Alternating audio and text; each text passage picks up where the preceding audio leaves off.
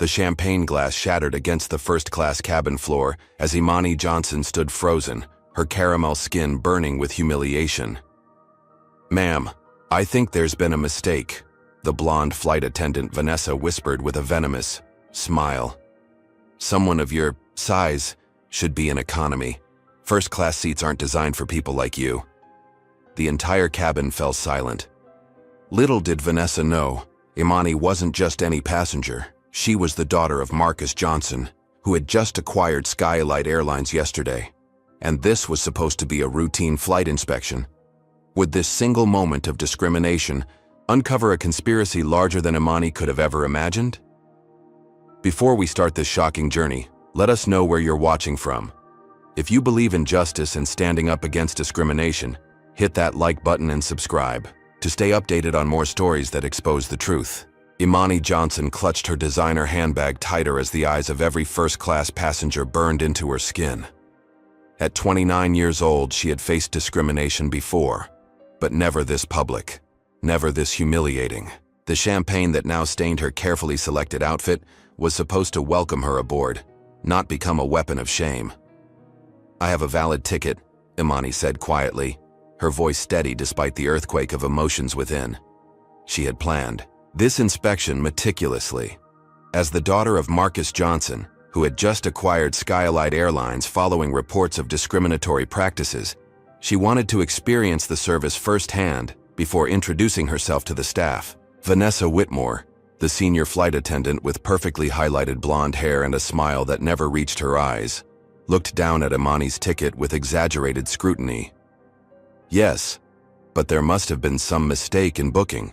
Our first-class accommodations have certain standards."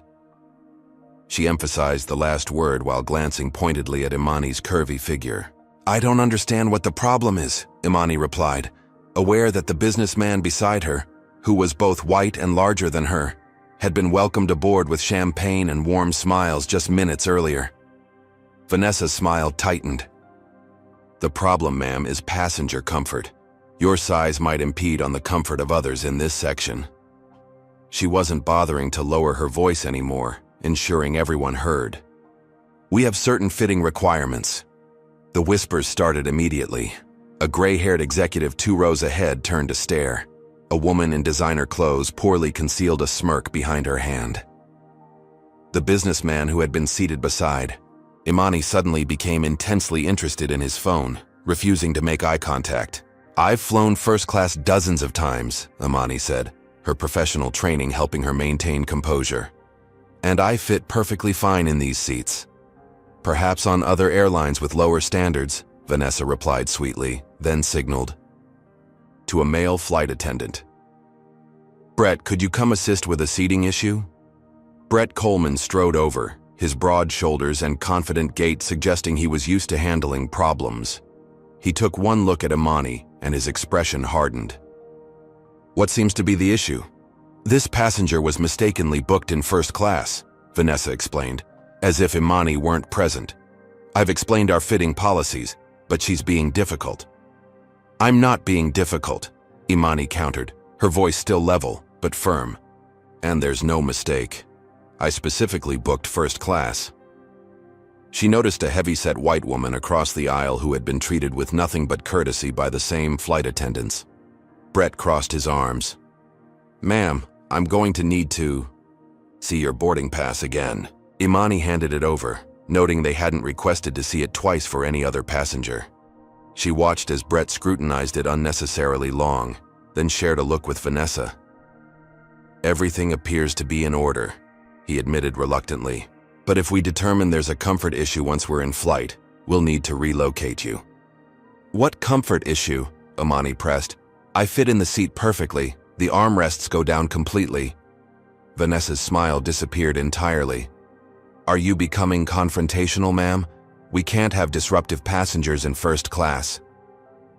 "Asking questions isn't being disruptive," Imani pointed out. "Your tone is inappropriate," Brett said, raising his voice slightly. "Now we can resolve this easily by moving you to economy where there's more space between rows, or we can escalate this situation. Your choice." Imani couldn't believe what was happening. "I paid for first class. I'm sitting in first class. Brett's jaw tightened. Security, he called out, motioning toward the front of the plane where an air marshal stood. We have an uncooperative passenger. Imani felt her heart rate spike. Uncooperative. I simply want the service I paid for. The air marshal approached, hand instinctively touching his waist. What's the problem here? No problem, Imani said quickly, recognizing how situations like this could escalate dangerously for someone who looked like her. This passenger is refusing to comply with crew member instructions, Vanessa interjected. We've asked her repeatedly to move to appropriate seating. I understand, the marshal said, not bothering to hear Imani's side. Ma'am, for everyone's safety and comfort, I need you to gather your belongings and move to where the crew directs you. Phones were out now. Several passengers were recording the encounter. Imani saw the social media storm brewing, how this would play out if she resisted. Angry black woman removed from flight. She had seen too many similar headlines not to understand the script being written for her. With all the dignity she could muster, Imani stood. I'll move, but I want your names and employee ID numbers, she said firmly. Vanessa's smile returned. Of course, we're just following company policies. The walk of shame to economy felt endless. Every step was a heartbeat of humiliation, every pair of eyes another needle of judgment. Passengers whispered behind raised hands, some filmed openly. A child pointed at her as she passed. What none of them knew, what Vanessa Whitmore with her dismissive eyes couldn't possibly realize, was that Imani Johnson wasn't just any passenger they could mistreat. She wasn't just the daughter of the airline's new owner. She was a woman with a doctorate in business ethics who had helped rebuild her father's empire precisely by identifying and eliminating discriminatory practices in the companies they acquired. And she had just decided this flight wouldn't be a routine inspection after all. It would be the beginning of a reckoning. As Imani settled into her cramped economy seat, she pulled out her notebook and made her first entry. May 15th, 2023. Discrimination Incident Number 1. She was going to document everything. Excuse me, would you like some water? The flight attendant serving economy class spoke softly, his expression conveying something beyond standard customer service. Imani looked up from her notebook, where she'd been documenting the humiliating first-class incident in precise detail. Thank you, she replied, accepting the cup. The flight attendant, Jeremiah, according to his name tag, hesitated before moving on. I'm sorry about what happened up front, he whispered, positioning his body to block the view from other crew members. That wasn't right. Imani studied him carefully. Does that happen often on this airline? Jeremiah glanced around nervously. I can't really talk about it openly, but... He slipped a napkin under her cup. My break is in 30 minutes if you want to continue this conversation. When Jeremiah returned, he sat in the empty seat beside her during a quiet moment in the service schedule. What happened to you was wrong, but it wasn't random, he said, his voice barely audible above the engine drone. There's a pattern, but nobody wants to talk about it. What kind of pattern? Imani asked, recording notes in her phone rather than her notebook now. Certain passengers get special treatment, Jeremiah explained, especially in premium cabins. It's never explicit in training, but the message is clear through who gets promoted and who gets sidelined. Has anyone reported this? Jeremiah's bitter laugh said everything. To who? HR is part of it. A flight attendant filed a complaint last year about discriminatory passenger treatment and was scheduled for all overnight shifts with minimum hours until she quit. So the airline systematically discourages certain types of people from flying first class? Imani clarified, her researcher's mind cataloging evidence. Skylight calls it maintaining our premium image, Jeremiah confirmed. Most crew members either participate or stay silent. Those of us who object, he gestured to his economy assignment. As Jeremiah shared more details, Imani's mind drifted to her father's journey. Marcus Johnson had risen from poverty in South Chicago to build MJ Enterprises, a business empire specializing in rehabilitating troubled companies. Growing up, Imani had watched him transform discriminatory corporate cultures while generating record profits. After earning her PhD in business ethics with a focus on corporate discrimination, Imani had joined her father's company, developing systems to identify and eliminate bias across their acquisitions. Her methodology had become renowned in business circles, though most people only recognized her last name, not her face. Skylight Airlines was their most recent acquisition, purchased specifically after multiple reports of discrimination that previous management had ignored. What Imani was experiencing wasn't just a one-off incident. It was precisely why her father had bought the airline. Her phone buzzed with a text from her assistant. "How's the inspection going? Your father's medical procedure went well. He's resting now." Imani hesitated, not wanting to worry her father during his recovery from heart valve surgery. She typed, "Still gathering information. Some concerns. We'll brief fully tomorrow." "Is there anything I should tell him?" came the response. "Just that I'm being thorough," Imani replied, putting her phone away. As she discussed more with Jeremiah, Imani was careful not to reveal her identity. She presented herself as a business consultant, interested in airline customer service practices. The more she learned, the more disturbed she became. This wasn't just a few bad employees. This was systematic. 2 hours into the flight, Imani got up to use the bathroom. As she waited in line, she noticed Vanessa hurrying from first class, phone in hand, face pale with panic. "Brett!" Vanessa hissed, grabbing the male flight attendant's arm.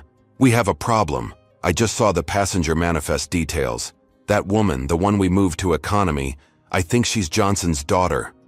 Brett's face drained of color. "Marcus Johnson, the new owner?" "Yes," Vanessa whispered frantically. "Her name is Imani Johnson. It has to be her." Imani ducked her head, pretending to search for something in her purse, as Brett glanced down the aisle. "Are you sure?" Brett asked. "No, but we can't risk it," Vanessa replied. "We need to fix this. Before we land, Uncle Richard will kill us if we've created problems already." Brett nodded. "I'll get her some champagne. Upgrade her meal. Say it was a computer error." "Good," Vanessa agreed. "And delete the incident report I filed. Say she was being difficult. We both know how that plays with upper management." When Imani returned to her seat, sure enough, Brett appeared with a glass of champagne and a forced smile. "Ms. Johnson, we seem to have had a significant misunderstanding. We'd like to offer you this complimentary beverage as an apology." "Thank you," Imani said coolly, accepting the glass but making no move to drink it. What exactly was the misunderstanding? Brett's smile faltered. "Just a seating allocation error. Nothing intentional, I assure you." "Interesting," Imani noted. "It seemed quite intentional when your colleague said someone of my size doesn't belong in first class." "A regrettable choice of words," Brett backpedaled. "We'd be happy to reseat you in first class immediately." "I'm comfortable here now," Imani replied, watching his reaction. "But I'm curious, what changed? My size is the same as it was when I boarded." Brett's professional mask slipped for just a second, revealing anger beneath the veneer. "As I said, it was an unfortunate misunderstanding. If you'd like to file a complaint, I can provide the appropriate form." "I'm sure you can," Imani replied, taking out her phone and making a visible note.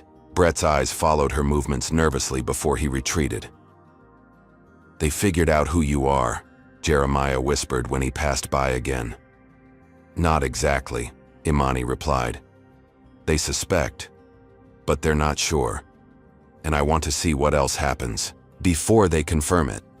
"What's your take on this situation? Would you have revealed your identity immediately or stayed undercover to see how deep the discrimination goes? Comment 1 if you would have exposed your identity right away, or 2 if you would have done what Imani did and gathered more evidence first. Don't forget to like and subscribe to support stories that expose uncomfortable truths about discrimination in everyday places. Would the flight attendants try to cover their tracks, or would they double down? And what connections did they have to the former airline management? The rabbit hole goes deeper than anyone could have imagined. The aircraft hit a pocket of turbulence, causing the seatbelt sign to illuminate with a soft ding.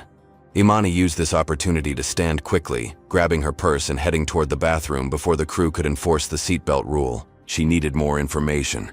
And instinct told her Vanessa and Brett wouldn't be careful about their conversations during a chaotic moment. As passengers gripped their armrests through another bump of turbulence, Imani slipped into the narrow bathroom at the rear of the plane, leaving the door unlocked but closed. Through the thin partition, she could hear staff voices in the galley just behind her. "Uncle Richard is going to lose it when he hears about this," Vanessa's stressed voice filtered through. "We need to make sure our stories align." "Relax," Brett responded. "We don't even know if it's really her. Lots of people have the same last name." "How many Imani Johnsons do you think are flying first class the day after Marcus Johnson acquires the airline?" Vanessa snapped. "We need to get ahead of this. Call Thomas in corporate and have him check if there's any record of today's encounter in the system." "Already on it," Brett said.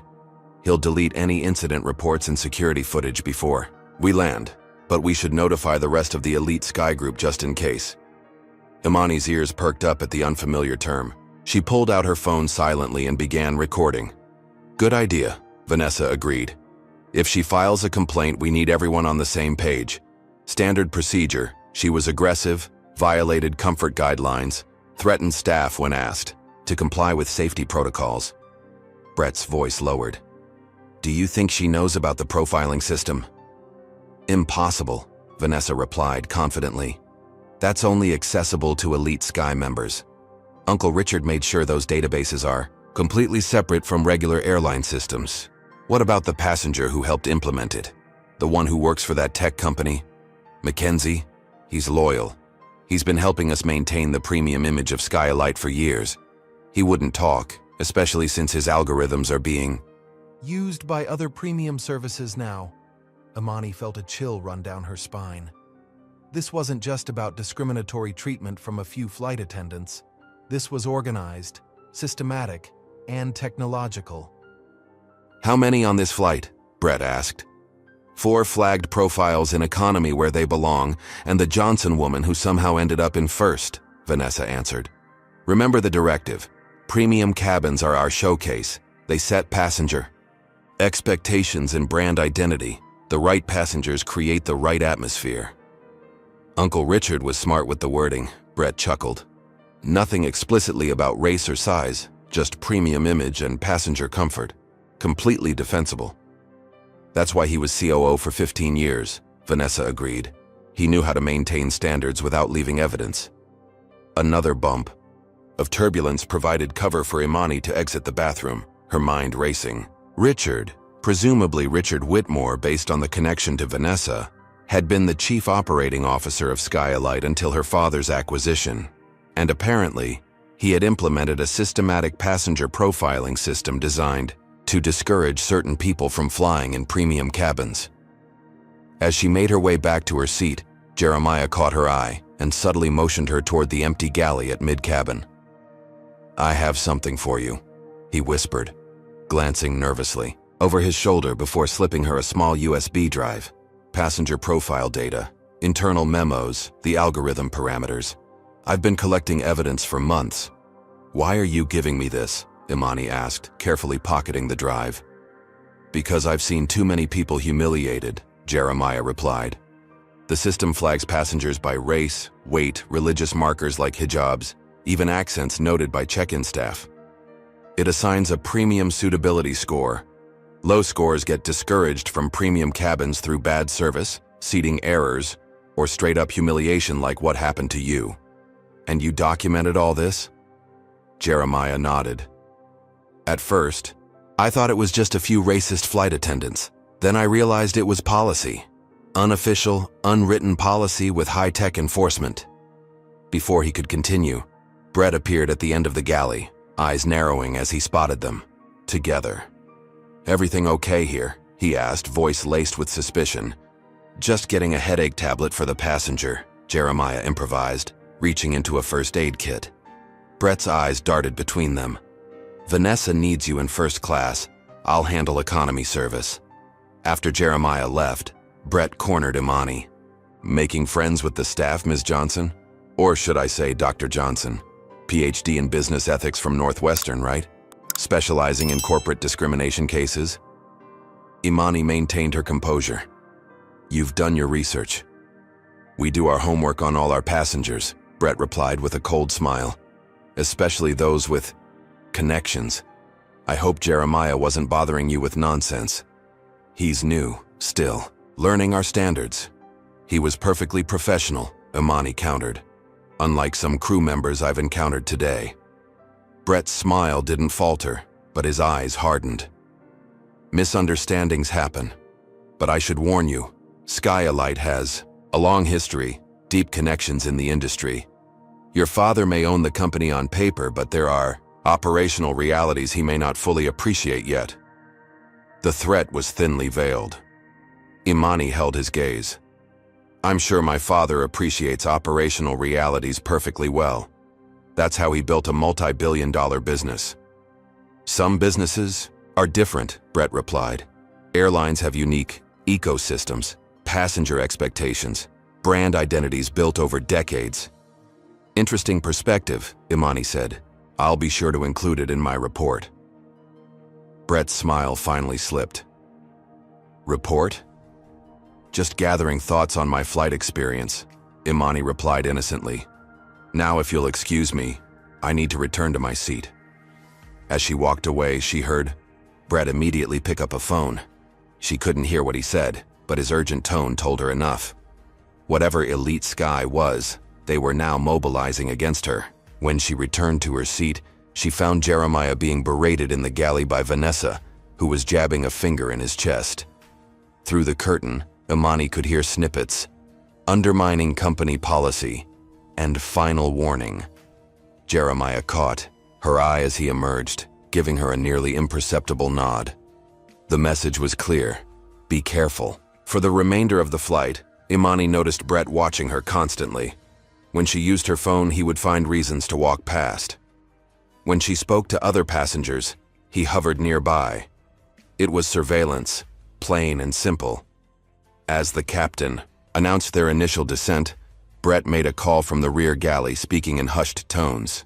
Imani could only catch fragments. Implement blacklist protocol and arrival gate 7.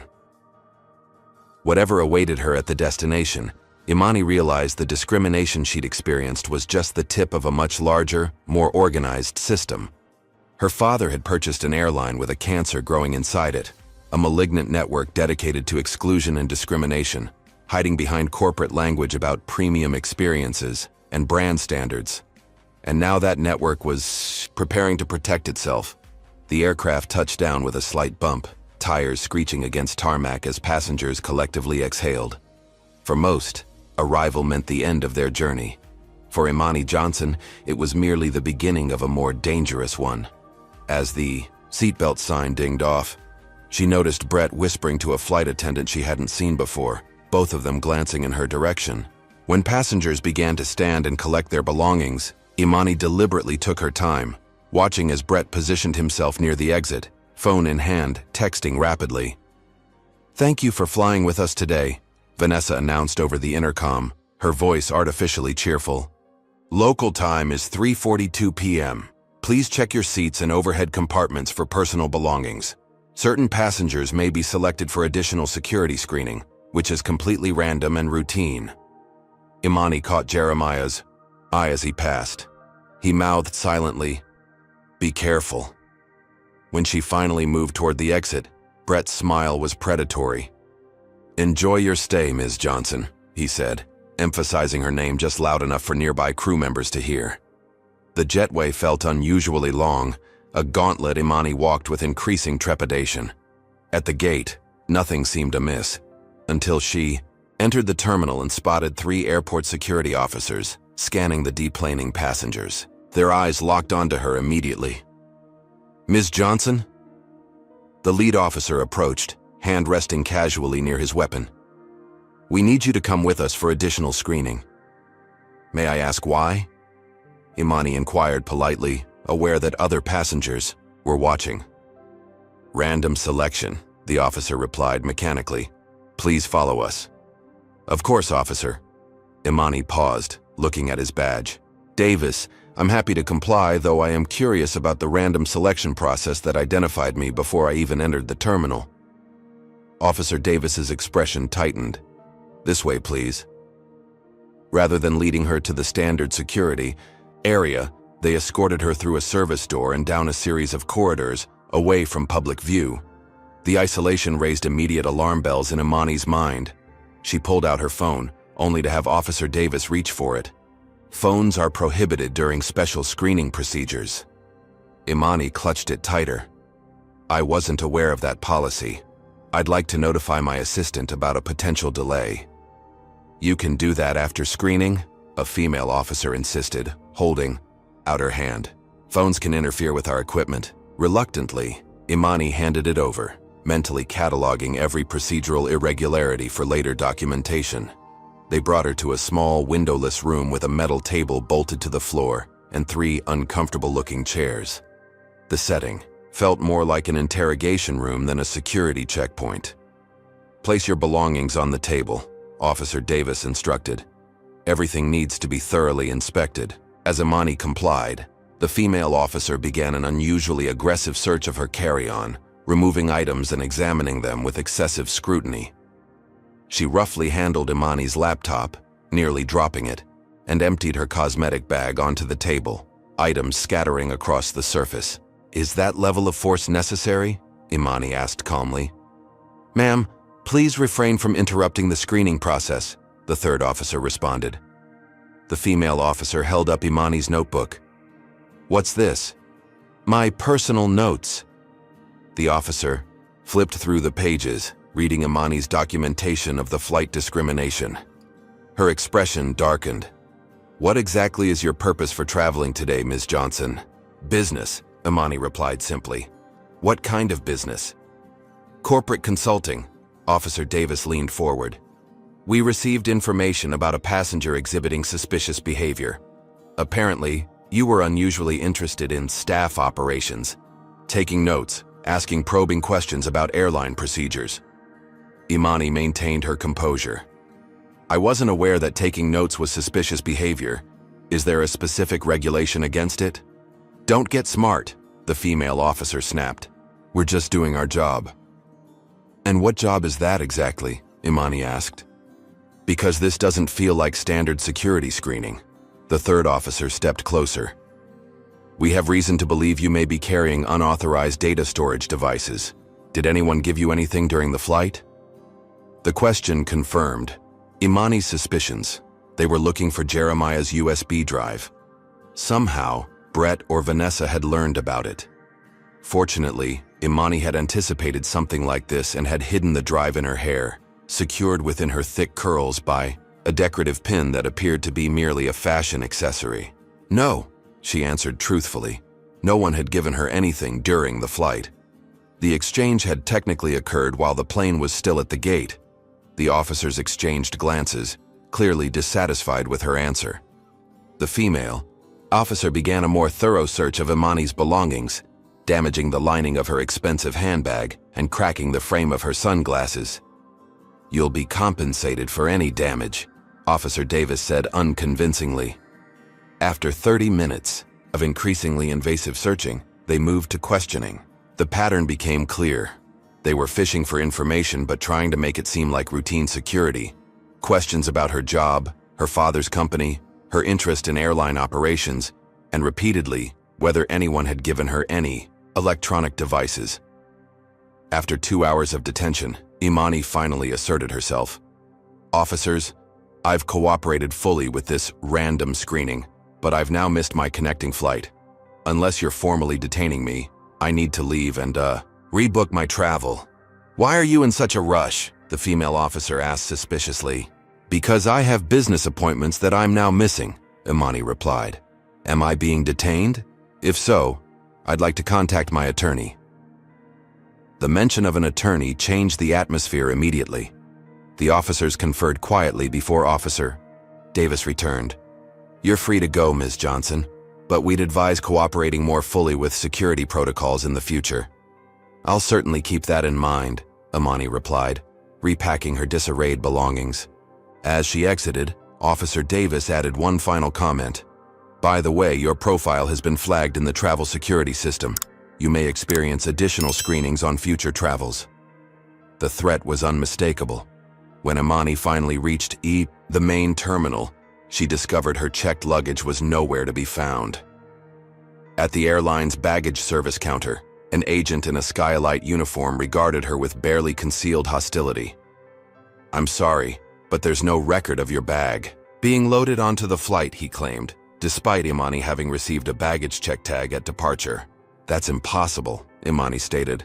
"I watched the agent tag and take my bag." "Sometimes tags become detached," the agent suggested with artificial sympathy. "We'll create a missing baggage report, but without a tag in our system, recovery is unlikely." As Imani completed the paperwork, she glanced across the terminal and froze. Vanessa, still in her flight attendant uniform, was speaking with a man in an airport security blazer, the head of security based on his insignia. They were looking in her direction, and there was nothing random about their interest. Imani quickly finished the form and walked away, pulling out her phone to text her assistant Taylor. "Need you to secure all my cloud accounts immediately. Changing all passwords. Something bigger than we thought happening here. We'll explain more, but sending you an audio file now before anything happens to my phone." She attached the partial recording she'd captured of Brett and Vanessa discussing Elite Sky and the profiling system, then sent it just as her phone battery warning flashed. Whether from genuine depletion or something more nefarious, she couldn't be sure.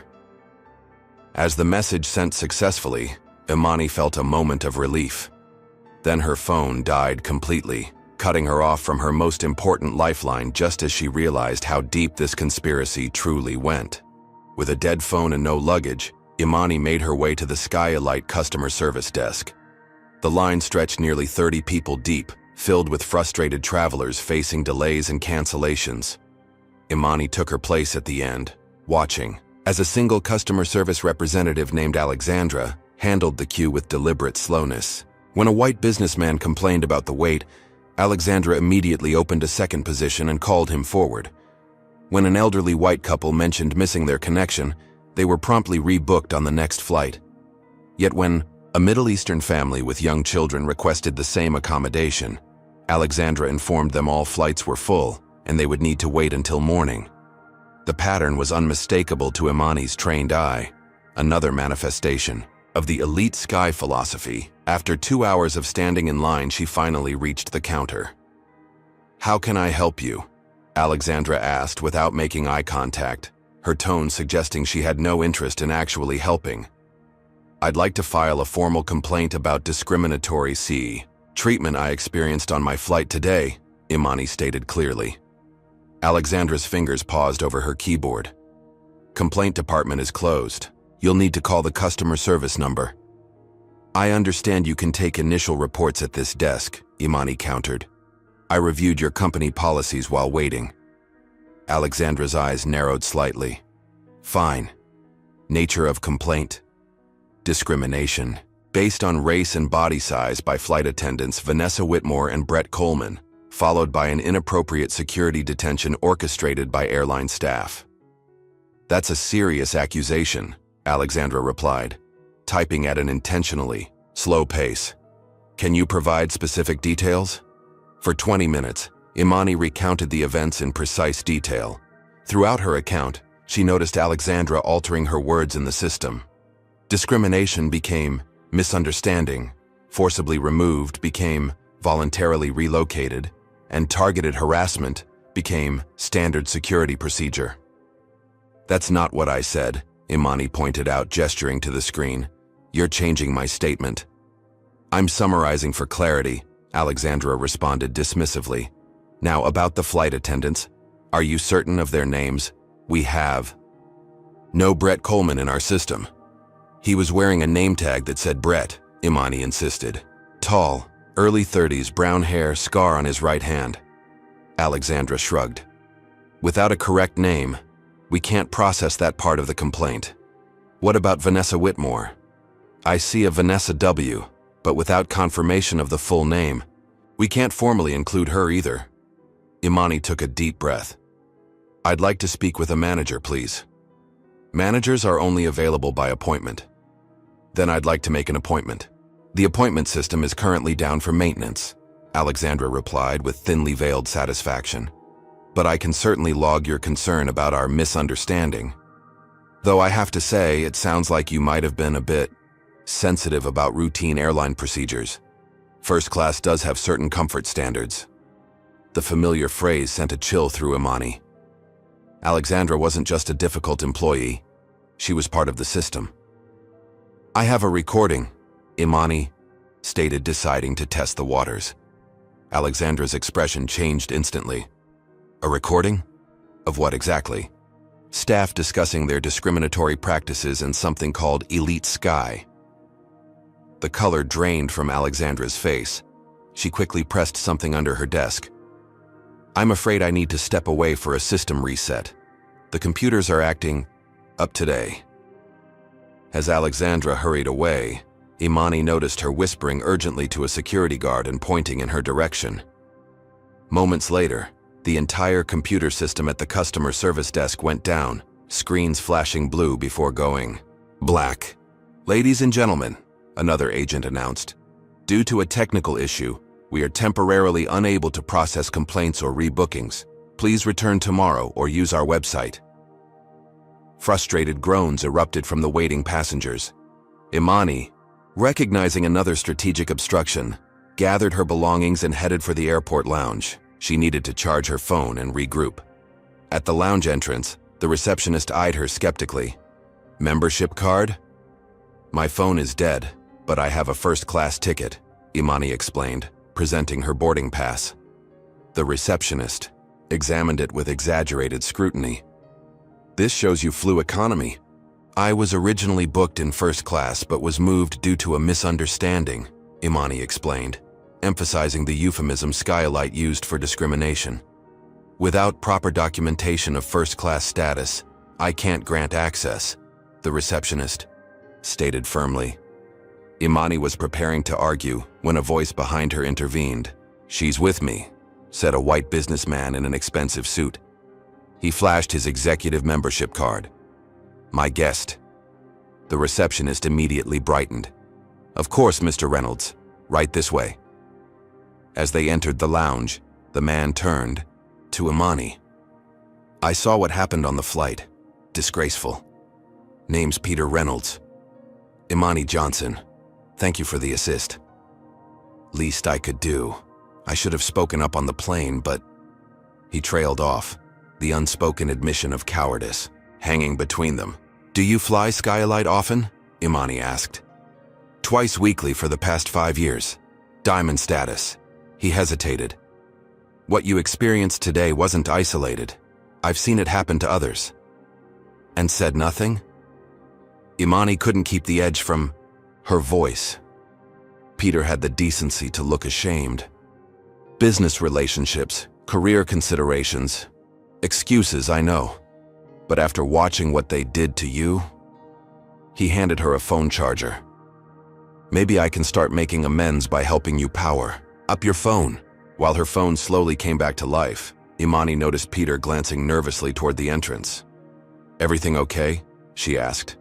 Probably nothing, he replied unconvincingly. But the lounge manager keeps looking at us and making calls. Imani wasn't surprised. The tentacles of Elite Sky seemed to reach throughout the entire operation. When her phone finally had enough charge to function, it immediately buzzed with messages from her assistant Taylor. Audio file corrupted, only fragments recoverable. Trying to clean up what we have. Call me ASAP, concerning news about your father. Before Imani could call, she spotted a familiar face entering the lounge. Richard Whitmore himself, Vanessa's uncle and former COO of Skylight. Though he'd never met Imani in person, she recognized him from company photos. He was accompanied by 2 airport executives, engaged in what appeared to be a serious conversation. Imani angled herself away, straining to hear their discussion. Situation has been handled, one executive was saying. Security protocols were implemented as requested. Good, Richard replied. We can't have these new owners thinking they can change established standards overnight. The Johnson acquisition is a temporary setback. Once they understand the operational realities of maintaining our premium image, The daughter could be problematic, the other executive commented. If she reports what happened. Richard's laugh was dismissive. Reports to whom? Her father? The board? The media? We have contingencies for all scenarios. 20 years of industry relationships don't disappear with a change in ownership papers. What about the recording she mentioned to customer service? The first executive asked nervously. Already corrupted, Richard replied confidently. Our IT team is quite efficient. And if any fragments remain, they'll be dismissed as selective editing by an angry passenger trying to leverage her family connection for special treatment. Imani felt a surge of anger, but forced herself to remain still. The conspiracy was broader than she'd imagined, reaching into airport operations, security, and IT systems. The men moved toward a private meeting room, their voices fading. Peter Reynolds looked pale. You heard? Imani asked. He nodded. I knew things weren't right, but this level of organization. Who is this Richard they mentioned? Former COO, Imani explained. Apparently still pulling strings. And you're just someone concerned about airline practices, Imani replied carefully, not yet ready to trust a stranger completely. Her phone buzzed again with an incoming call from Taylor. Excusing herself, Imani moved to a quiet corner to answer. Taylor, what's happening with my father? He's in the hospital, Taylor replied, voice tense. Sudden chest pains during recovery from his procedure. Doctors can't explain it. He was fine this morning. Imani's blood ran cold. The timing couldn't be coincidence. I'm booking the next flight home, she said. There's more, Taylor continued. The audio file you sent, most was corrupted, but we salvaged a few seconds mentioning something called Elite Sky and profiling algorithms. Our cybersecurity team says the corruption wasn't random degradation. It was a targeted attack on the file after you sent it. The implications were staggering.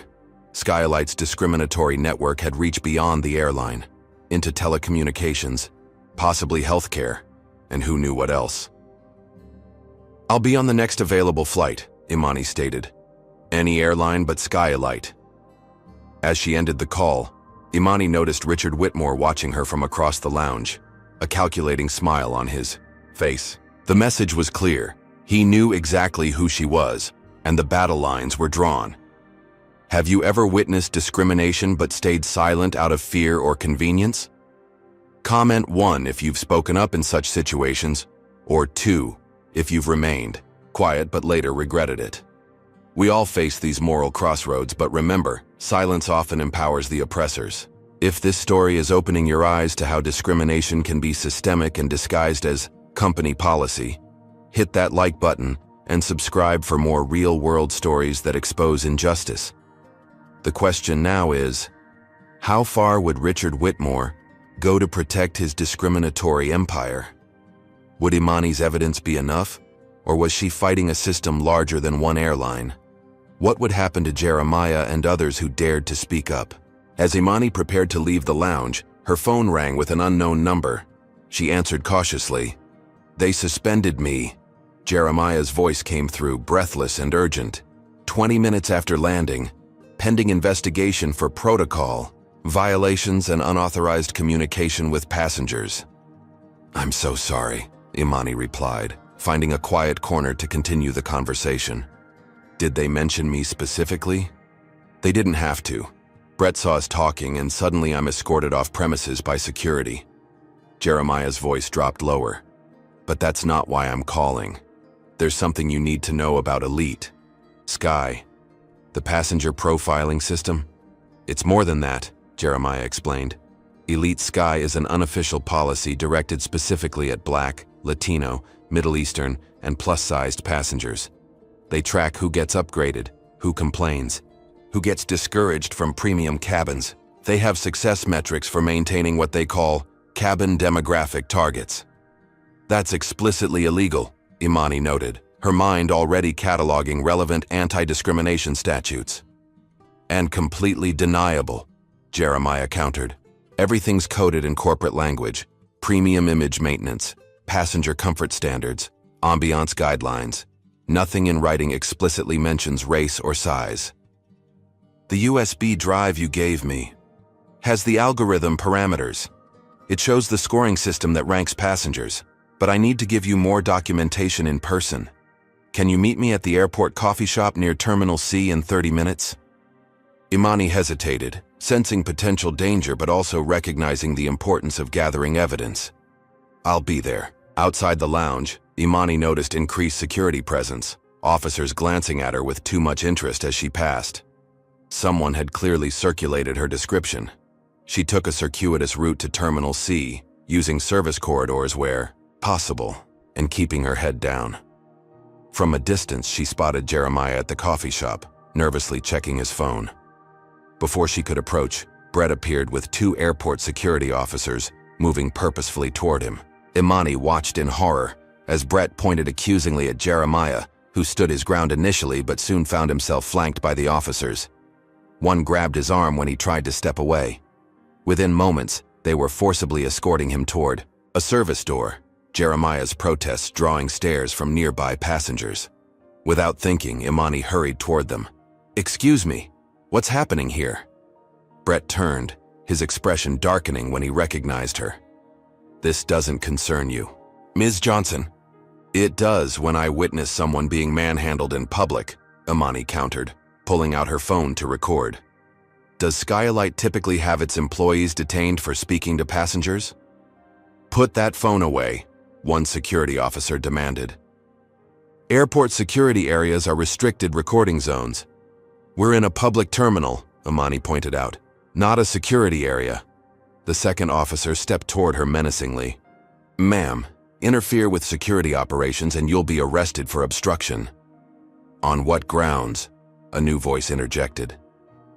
Imani turned to see a white woman in her 40s, dressed in a tailored suit, observing the scene with professional interest. "This is a private security matter," Brett stated firmly. "Please move along." The woman smiled coolly. "I don't think I will." She produced a business card. "Catherine Parker, civil rights attorney, and I'm very interested in why airline employees are using airport security to detain staff members in public spaces without clear cause." Brett's confidence faltered.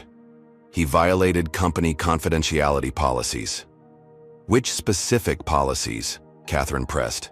"And does Skylight typically involve airport security rather than human resources and employment matters?" The officers exchanged uncertain glances. Catherine continued recording with her phone, narrating the scene. Airport security officers detaining airline employee after conversation with passenger who experienced discrimination. Airline representative unable to cite specific policy violations. "Enough," Brett snapped. "You have no jurisdiction here." "The courts have jurisdiction," Catherine replied calmly. "And they tend to take a dim view of coordinated intimidation. Now, unless you're formally arresting this gentleman, in which case I'm offering my services as his attorney, I suggest you release him immediately." After a tense standoff, the security officers reluctantly let go of Jeremiah, who quickly stepped away from them. "This isn't over," Brett warned, pointing at both Jeremiah and Imani before stalking away, security officers following. Catherine turned to them. "Let's talk somewhere less exposed. My car is in short-term parking." Once safely in her vehicle, Catherine explained, "I've been investigating Skylight for 8 months. I represent 12 clients who've experienced discriminatory treatment, mostly in premium cabins or lounges." "Just 12?" Imani asked. "Those brave enough to come forward," Catherine clarified. "Most people just swallow the humiliation and avoid the airline afterward, which is exactly what Skylight wants. They're systematically discouraging certain passengers while maintaining plausible deniability." "It's called Elite Sky," Jeremiah confirmed. "An unofficial program that's been operating for years." Catherine nodded. "I've heard rumors but couldn't prove its existence. My clients have been threatened, had their complaints lost, been subjected to additional security screenings when they persist. One nearly lost a job after Skylight somehow flagged her in a background check system as a security risk after she filed discrimination complaints. This goes beyond the airline," Imani realized. "They have connections to airport security, possibly other systems." Richard Whitmore's network, Catherine agreed. Former COO with 20 years of industry. Relationships. The perfect setup for systemic discrimination. Influence without direct accountability. Jeremiah pulled out his phone. I have more documentation. Staff communications. Training materials with coded language. Statistics showing cabin demographics. Shifting after Elite Sky implementation. As they reviewed the evidence, Imani felt increasingly certain this was why her father had acquired Skylight. Not just as a business opportunity, but as a chance to transform a company with deeply entrenched discriminatory practices. I should tell you both who I really am, Imani said finally. My name is Dr. Imani Johnson. My father, Marcus Johnson, acquired Skylight yesterday. I was conducting an incognito service evaluation when I experienced discrimination firsthand. Catherine's eyes widened. That changes everything. With ownership authority behind us. It might not be that simple, Imani cautioned, explaining Richard Whitmore's apparent confidence despite the change in ownership. And now my father's mysteriously back in the hospital with unexplained complications. They're fighting to maintain control, Catherine concluded. A discriminatory system that's profitable for those at the top won't surrender easily. As they developed a plan to gather more evidence and protect Jeremiah from further retaliation, none of them noticed the dark sedan parked 2 rows away, its occupant photographing their meeting through a telephoto lens. That evening, Catherine returned to her hotel room to find the door slightly ajar. Inside, the room had been methodically searched, dresser drawers partially open, mattress askew, laptop visibly tampered with. Most troubling, her case files were missing, including all client documentation related to Skylight. She immediately called Imani. They've been in my room, all the files are gone, we need to move quickly, they're eliminating evidence. The following morning, Imani met Catherine at a small cafe far from the airport, both women having changed hotels overnight as a precaution. Jeremiah joined them an hour later, constantly glancing over his shoulder. I think I was followed, he admitted, sliding into the booth. Black SUV, 2 men, airport security badges, but not in uniform. Catherine nodded grimly. They're mobilizing resources. We need to do the same. Imani took a deep breath. I think it's time I fully reveal who I am and why my father acquired Skylight. She explained how Marcus Johnson had built MJ Enterprises specifically to transform companies with problematic practices. Their business model wasn't just about profits. It was about systematic culture change while maintaining business success. My father received multiple whistleblower reports about Skylight's discriminatory practices 6 months ago, Imani revealed. Former employees, passengers who'd been humiliated, even a board member concerned about legal liability. He spent months verifying the claims before making the acquisition offer. That explains the urgency in Elite Sky's response, Catherine noted. They knew exactly why he bought the airline. And now they're trying to force him out before he can implement changes, Jeremiah added. Imani nodded. The acquisition was completed faster than planned because my father received information that Richard Whitmore was destroying evidence. My inspection flight wasn't random. It was to gather first-hand experience of the passenger treatment system. Well, you certainly got that, Catherine said dryly. But I never expected the level of organization behind it, Imani admitted. This goes beyond a few biased employees. It's an entire shadow operation with technological support, external connections, and enforcement mechanisms. Their strategy session was interrupted by Imani's phone. It was Taylor. You need to see this, her assistant said without preamble. I'm sending a link to your secure email. The link opened to a financial news site with the headline, Skylight Airlines faces uncertain future under new ownership. The article subtly questioned Marcus Johnson's health and ability to manage the airline, citing industry sources concerned about hasty changes to established operational practices. They're already controlling the narrative, Catherine observed. Before they could discuss further, Imani received another call, this time from the hospital where her father was being treated.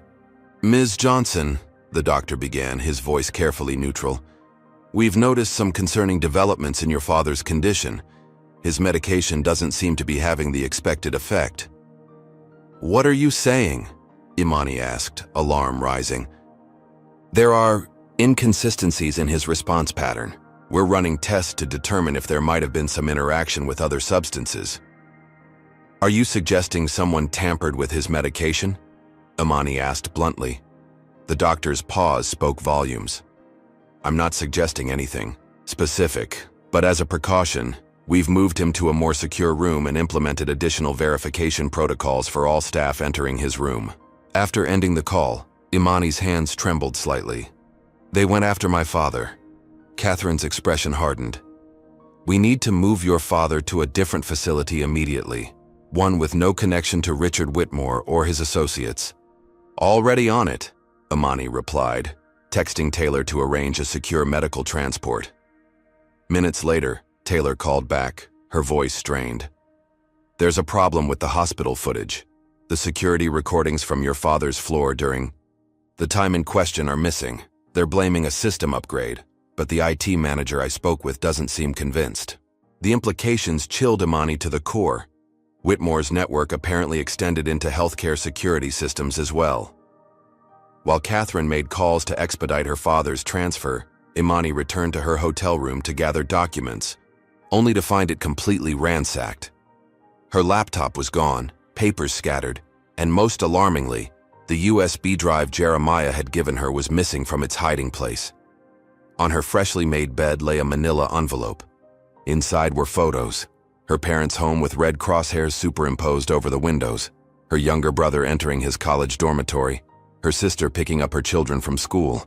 A typed note read simply, "Sell the airline back to Waoi, the right people, or next time it won't be just a warning." Imani's phone buzzed with a news alert. Investor Richard Whitmore announces bid to save Skylight from inexperienced management, cites concerns over new owner's health and daughter's disruptive allegations.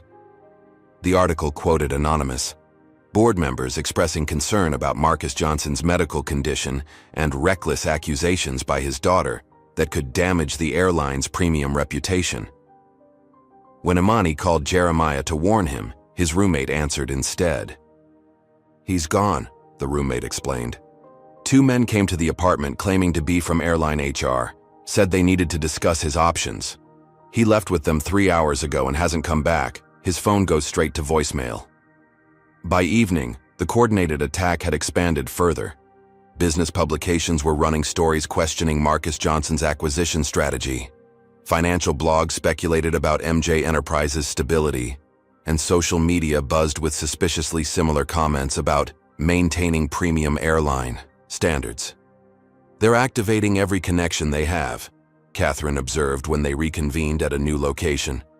"Media contacts, business allies, online influence networks, all to pressure your father to sell back the airline before he can expose their system." Imani's determination only strengthened. "Then we need to expose it first." Together with Catherine, she compiled what evidence remained: Jeremiah's partial testimony, her personal experience, Catherine's client statements, the fragments of recovered audio, and patterns of documented incidents. They contacted several major news outlets, careful to use secure channels that couldn't be easily compromised. The initial response was encouraging. 3 journalists expressed immediate interest, particularly given the Johnson family's business reputation. One cable news network scheduled an interview, and a prominent business magazine began fact-checking for a potential exposé.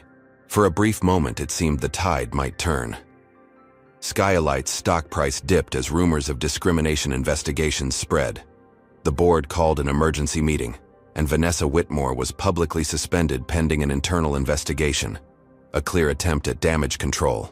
Richard Whitmore himself appeared on a financial news program, looking appropriately concerned as he acknowledged isolated customer service incidents, while positioning himself as the solution rather than the problem.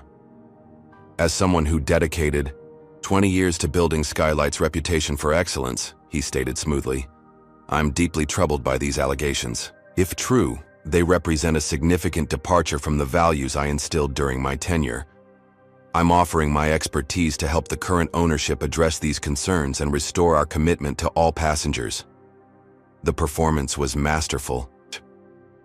expressing concern while implying the problems began after his departure, positioning himself as the savior rather than the architect of discrimination. Then, almost overnight, the narrative shifted. Stories began appearing about Imani's troubled history. Fabricated accounts of previous discrimination claims against other companies, false allegations of financial improprieties, and suggestions she was using race as leverage in business disputes. Doctored photos showed her appearing aggressive in contrived situations. Anonymous former associates questioned her credibility. The cable news network canceled the scheduled interview, citing scheduling conflicts, while the magazine's editor suddenly decided the story lacked sufficient verification. Catherine wasn't spared either. Bar complaints mysteriously appeared in her home state, alleging witness coaching and evidence manipulation in previous cases. Her most prominent clients began receiving calls questioning her representation. Jeremiah finally reappeared. He was a shadow of himself. "They threatened my family," he explained, voice hollow. "Showed me photos of my parents' house, my sister's workplace, said they'd ensure none of us would ever work again in any industry where their friends had influence." Which is apparently everywhere, Catherine noted bitterly. "They're using every corporate connection, every favor owed, every pressure point to silence us." Imani's phone rang. It was Taylor again, this time with news that sent ice through her veins. "The board has called an emergency meeting tomorrow," her assistant reported. "They've excluded your father due to health concerns and are voting on a temporary leadership committee to guide the airline through this transitional period." "They can't do that without shareholder approval," Imani protested. "They're citing an obscure bylaw about leadership incapacitation," Taylor explained. "Your father's lawyers are fighting it, but Richard Whitmore has been invited to serve as interim advisor to the committee." The coordinated attack was reaching its climax, a corporate coup designed to wrest control from Marcus Johnson before he could dismantle the discriminatory system at Skylight's core. As darkness fell, Imani found herself running out of options. Her evidence was compromised, her allies threatened, her reputation under attack, and her father's condition still mysteriously unstable. The vast network she was fighting had demonstrated power beyond what she'd imagined possible, reaching into healthcare, media, legal systems, and corporate boardrooms with frightening ease. And somewhere in that network, the truth about Elite Sky remained hidden, the systematic discrimination that had humiliated countless passengers and created a toxic corporate culture built on exclusion and bias. Tomorrow's board meeting loomed as a potential point of no return. If Richard Whitmore and his allies succeeded in their corporate takeover, the evidence of discrimination might disappear forever behind a wall of denials, destroyed records, and intimidated witnesses. The morning of the board meeting dawned with a glimmer of hope. Overnight, Imani and Catherine had worked relentlessly, salvaging what evidence remained and preparing their case. 3 board members had expressed concerns about the emergency leadership committee, potentially giving them a fighting chance to block Richard Whitmore's power grab. "We don't need to win the entire battle today," Catherine advised as they prepared. "We just need to prevent them from seizing control while we gather more evidence." Their strategy focused on raising enough legal and regulatory questions to make board members hesitate. Catherine had prepared a detailed brief outlining potential liability under civil rights statutes if discriminatory practices were proven, while Imani compiled performance data showing how diversity initiatives at other Johnson-acquired companies had actually increased profitability. As they reviewed their materials one final time, Imani's phone buzzed with an incoming news alert. Her heart leaped when she saw the headline, "Skylight Flight Attendant Suspended After Racial Discrimination Allegations." The article featured a company statement announcing Vanessa Whitmore's suspension, pending a thorough investigation into passenger treatment standards. A spokesperson was quoted expressing deep concern about any behavior inconsistent with our commitment to respectful service for all passengers. "They're trying to contain the damage," Catherine observed cautiously, "sacrificing Vanessa to protect the system." "Still, it's the first public acknowledgement," Imani noted. "Maybe the pressure is working."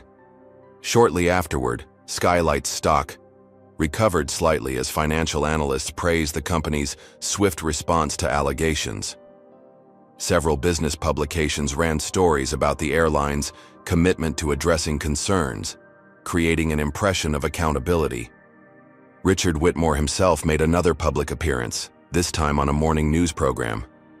With practiced sincerity, he expressed shock and disappointment about the incidents. If these allegations prove true, he stated solemnly, they represent a grave departure from the culture of excellence I worked to build at Skylight. During my tenure, we implemented comprehensive training programs to ensure all passengers received equal treatment regardless of background. The performance was masterful, presenting himself as the solution while subtly suggesting the problems began after his departure. When the interviewer asked about Elite Sky, Richard appeared genuinely confused. "I'm not familiar with any such program," he responded smoothly. "Skylight has always operated with complete transparency about our service standards. If someone has created an unauthorized system, that's deeply troubling and should be investigated fully." Watching the interview, Catherine shook her head in disgust. Complete inversion of reality. He's positioning himself as the potential savior from a problem he created. By mid-morning, the narrative seemed to be shifting in their favor. Corporate watchdog groups were issuing statements calling for thorough investigation.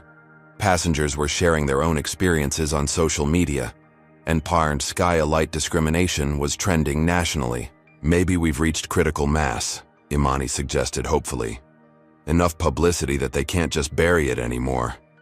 Her optimism was short-lived. Just before noon, as they prepared to leave for the board meeting, Catherine received an urgent call from her law firm.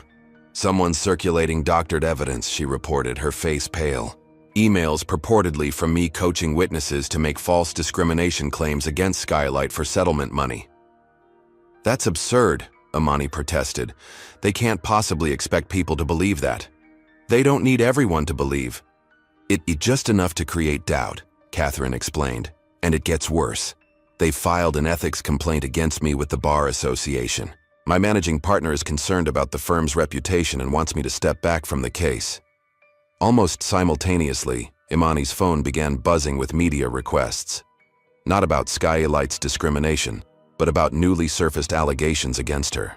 A gossip blog had published a piece titled, "The Johnson Family's Race Card: How Imani Johnson Built a Career Crying Wolf," featuring supposed accounts from former classmates and business associates, describing a pattern of fabricated discrimination. Claims the article included doctored photos showing Imani appearing angry and aggressive in various contexts, with captions suggesting she regularly played the victim when faced with legitimate criticism. Most disturbing was a completely fabricated incident, alleging she had tried to extort a settlement from a previous employer by threatening racial discrimination claims. "This is insane," Imani said, scrolling through the increasingly outlandish allegations. "None of this ever happened." "It doesn't need to be true," Catherine explained grimly. "It just needs to be loud enough to drown out the actual discrimination evidence." Their phones continued buzzing as the smear campaign gained momentum. Business publications that had previously expressed interest in the discrimination story now contacted them for comment on the troubling allegations about Imani's past. Social media algorithms amplified the false narratives, with Imani lied suddenly trending alongside orchestrated expressions of disappointment from apparent Skylight defenders. When they finally reached out to Jeremiah for his perspective, they discovered his employment record had been mysteriously altered to include several discipline incidents that had never occurred. Skylight's HR department had discovered reports of passenger complaints, insubordination, and protocol violations, all conveniently dated before the current controversy. "They're poisoning every well," Catherine observed, "discrediting every witness, compromising every piece of evidence. By the time they arrived at Skylight headquarters for the board meeting, the narrative had completely transformed. Security guards at the entrance checked their identification with exaggerated scrutiny, while employees in the lobby whispered behind raised hands as they passed. In the boardroom, the atmosphere was frigid. Board members who had previously expressed concern now avoided eye contact. Richard Whitmore sat in a position of prominence, a portfolio of documents spread before him, radiating confidence. "Dr. Johnson, Ms. Parker," the board chair acknowledged stiffly. In light of recent developments, we've decided to address the leadership question first, before entertaining any presentations about alleged operational concerns. These aren't allegations, Imani stated firmly. We have documented evidence of systematic discrimination. A board member slid a tablet toward her, displaying the gossip blog article. We also have documented evidence about you, Dr. Johnson. The board must consider the source of accusations when evaluating their credibility. Those stories are fabricated, Imani insisted. They appeared literally hours ago, with no prior history or corroboration. Richard Whitmore cleared his throat softly. If I may, the board has a fiduciary responsibility to protect the company from reputational damage based on unsubstantiated claims, particularly when they appear potentially motivated by personal factors. What personal factors? Imani demanded. Another board member, previously supportive, looked uncomfortable but proceeded. Your father's acquisition of Skylight occurred under unusual circumstances. Rapid timeline, limited due diligence, immediately followed by serious health issues preventing his participation in leadership transition. And now, Richard added smoothly, allegations from his daughter that conveniently position her to assume greater control based on claims from compromised sources. He gestured toward a document. Mr. Lewis's employment record shows multiple disciplinary issues long before these supposed discoveries. The setup was complete. Every avenue of evidence had been poisoned, every witness discredited, every supporter compromised. The board had been skillfully manipulated to view Imani not as a whistleblower, but as an opportunist using discrimination claims to seize control during her father's illness. After brief discussion, the vote proceeded as anticipated. 8-3, the board approved a temporary leadership committee to guide the airline during this period of transition and controversy. Richard Whitmore was appointed interim advisor to the committee, effectively granting him operational control without official title. As they left the boardroom, Imani received a video message from an unknown number, footage of herself in the airport bathroom from yesterday, followed by clips of her in hotel corridors at the cafe meeting with Catherine and Jeremiah, even entering her father's hospital room. The accompanying text was simple. We have more. How would these look with the right editing? Cooperate, and they stay private. The message was clear. Richard Whitmore and his network were not only attacking her professionally, but threatening to release manipulated personal footage to further destroy her credibility. The surveillance had been constant and comprehensive. Catherine's experience was no better. Her law license was now under formal review based on the fabricated ethics complaints. 2 of her highest-profile clients had already called to terminate her services, citing concerns about recent developments. Jeremiah's situation proved even more dire. His sister called in tears. She'd been terminated from her teaching position for budget reasons, despite having tenure. His parents had received notices that their health insurance coverage was under review due to application discrepancies discovered during a routine audit. They're going after everyone connected to us, Catherine observed as they regrouped in a secure location that evening. This is beyond corporate infighting. It's systematic intimidation. Imani's concerns centered on her father. The hospital is recommending transfer to a specialized care facility for his continuing treatment, she reported. I looked into it. The facility's board includes Richard Whitmore's brother. The message couldn't be clearer. Richard Whitmore was demonstrating the reach of his network, showing how easily he could disrupt their lives through seemingly legitimate corporate and institutional channels. From healthcare to employment, from media to legal systems, his connections allowed him to apply pressure with frightening precision. As night fell, their options seemed increasingly limited. Imani's social media accounts were flooded with hateful messages based on the false allegations. Imani lied continued trending, amplified by what appeared to be coordinated bot networks. Mainstream news outlets had picked up the hashtag, reporting on the controversy while carefully avoiding endorsement, but effectively spreading the smear campaign. Catherine's law firm had placed her on administrative leave pending resolution of ethics complaints.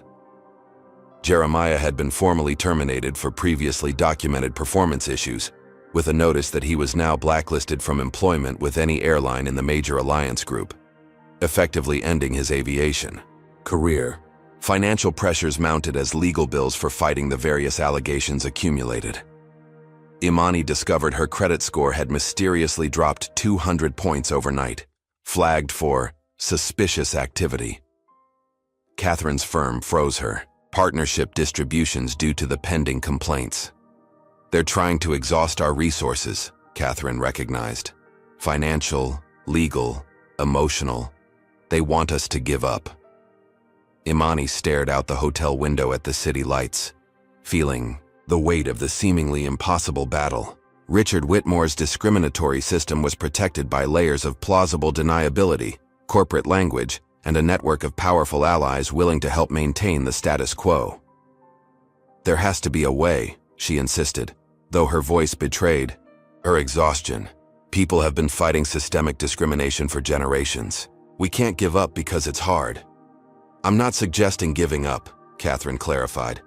"But we need to recognize what we're facing. This isn't just about one airline's discriminatory practices anymore. It's about a network of corporate power, brokers willing to destroy lives to protect their ability to discriminate."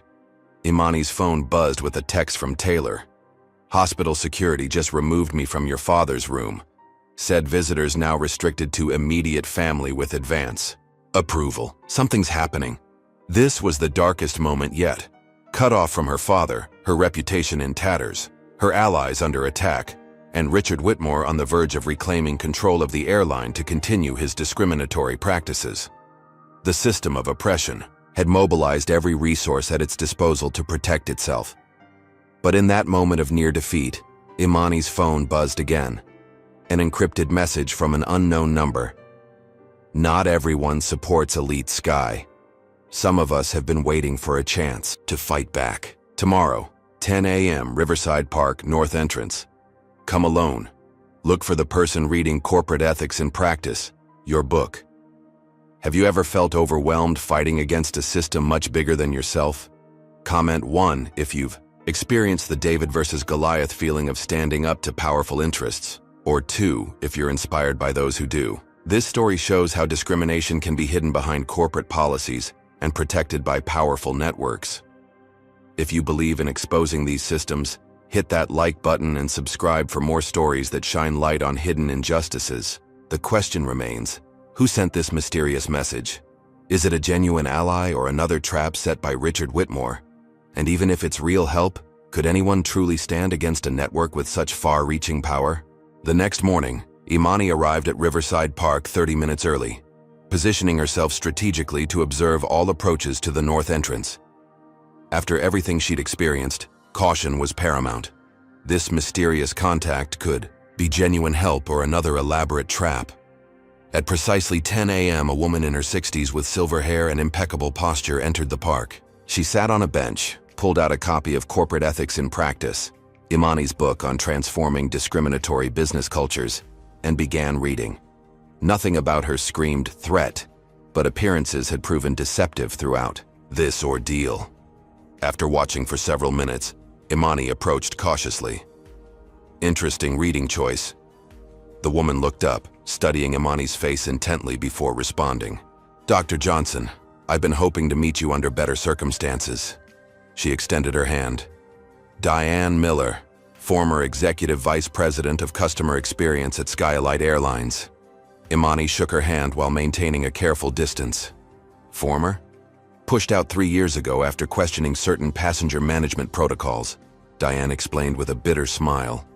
"Official reason was strategic restructuring, but it happened 1 week after I raised concerns about demographics. Targeting in premium cabins. Elite Sky," Imani stated flatly. Diane's eyes widened slightly. "You know the name. That's further than most get before they're silenced."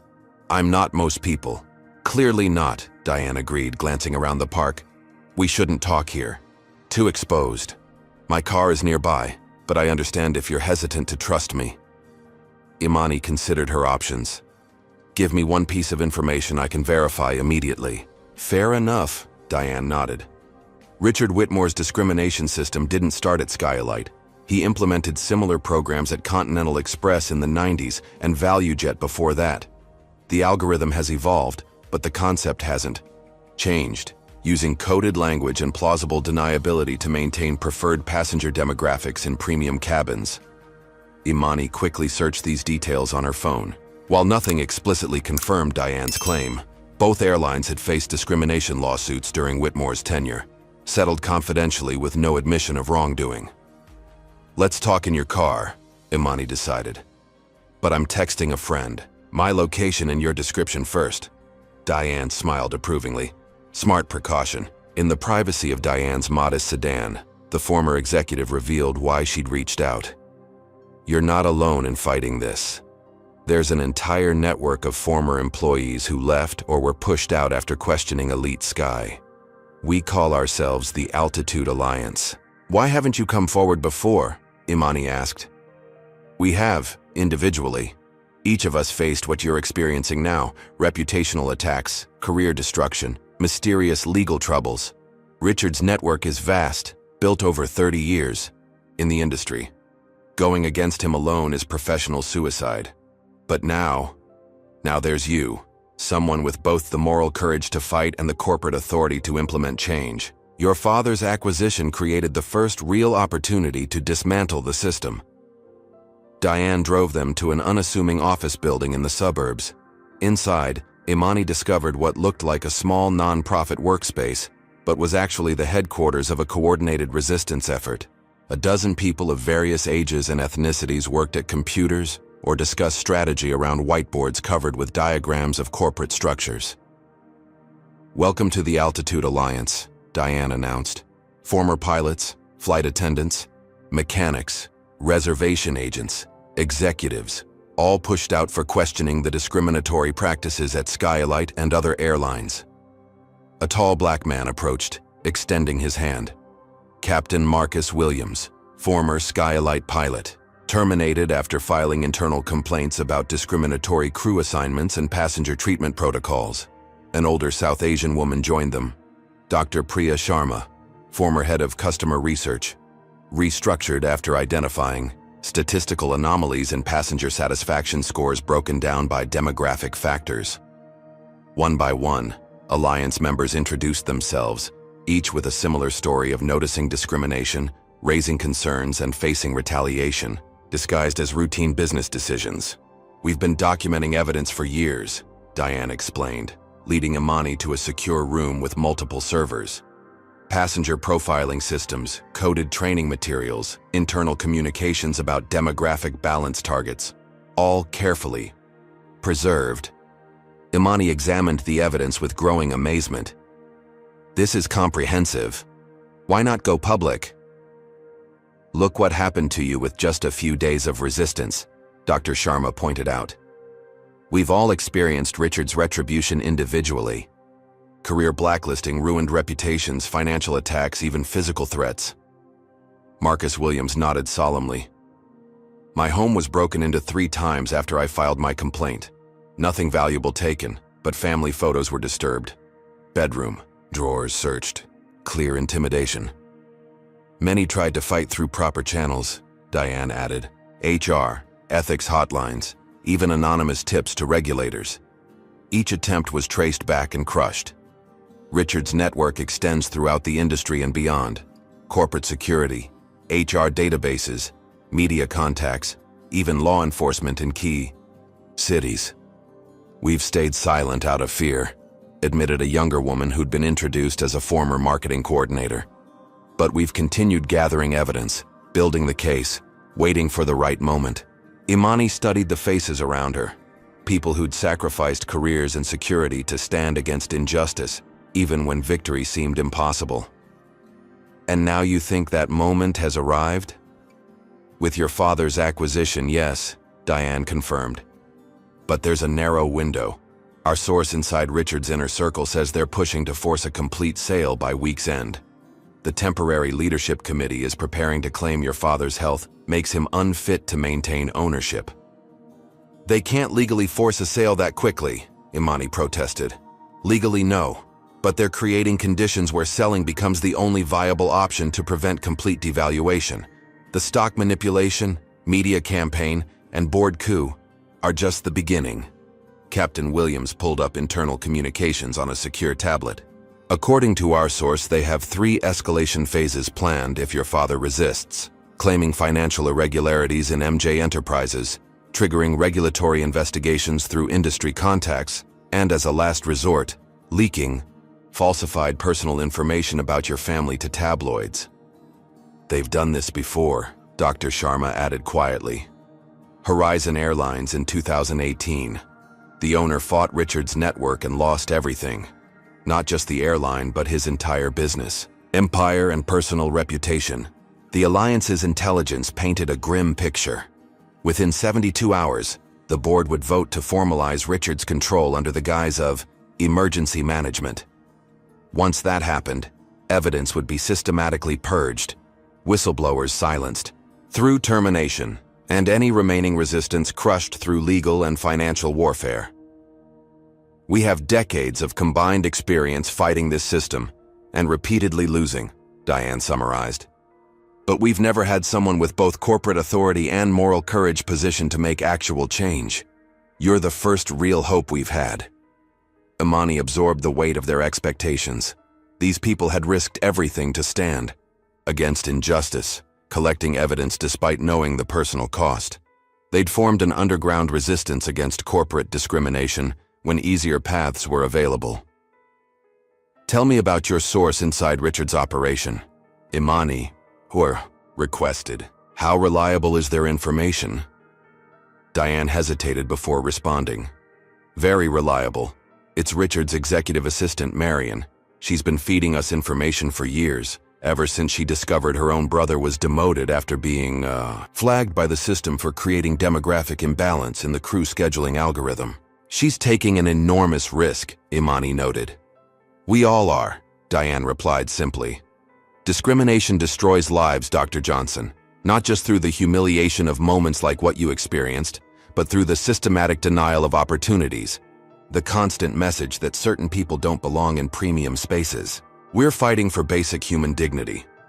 As the Alliance members shared their stories and evidence, a clearer picture emerged of how Elite Sky operated, a sophisticated system of discrimination hidden behind corporate language, technological algorithms, and plausible deniability. Richard Whitmore hadn't just created a discriminatory airline.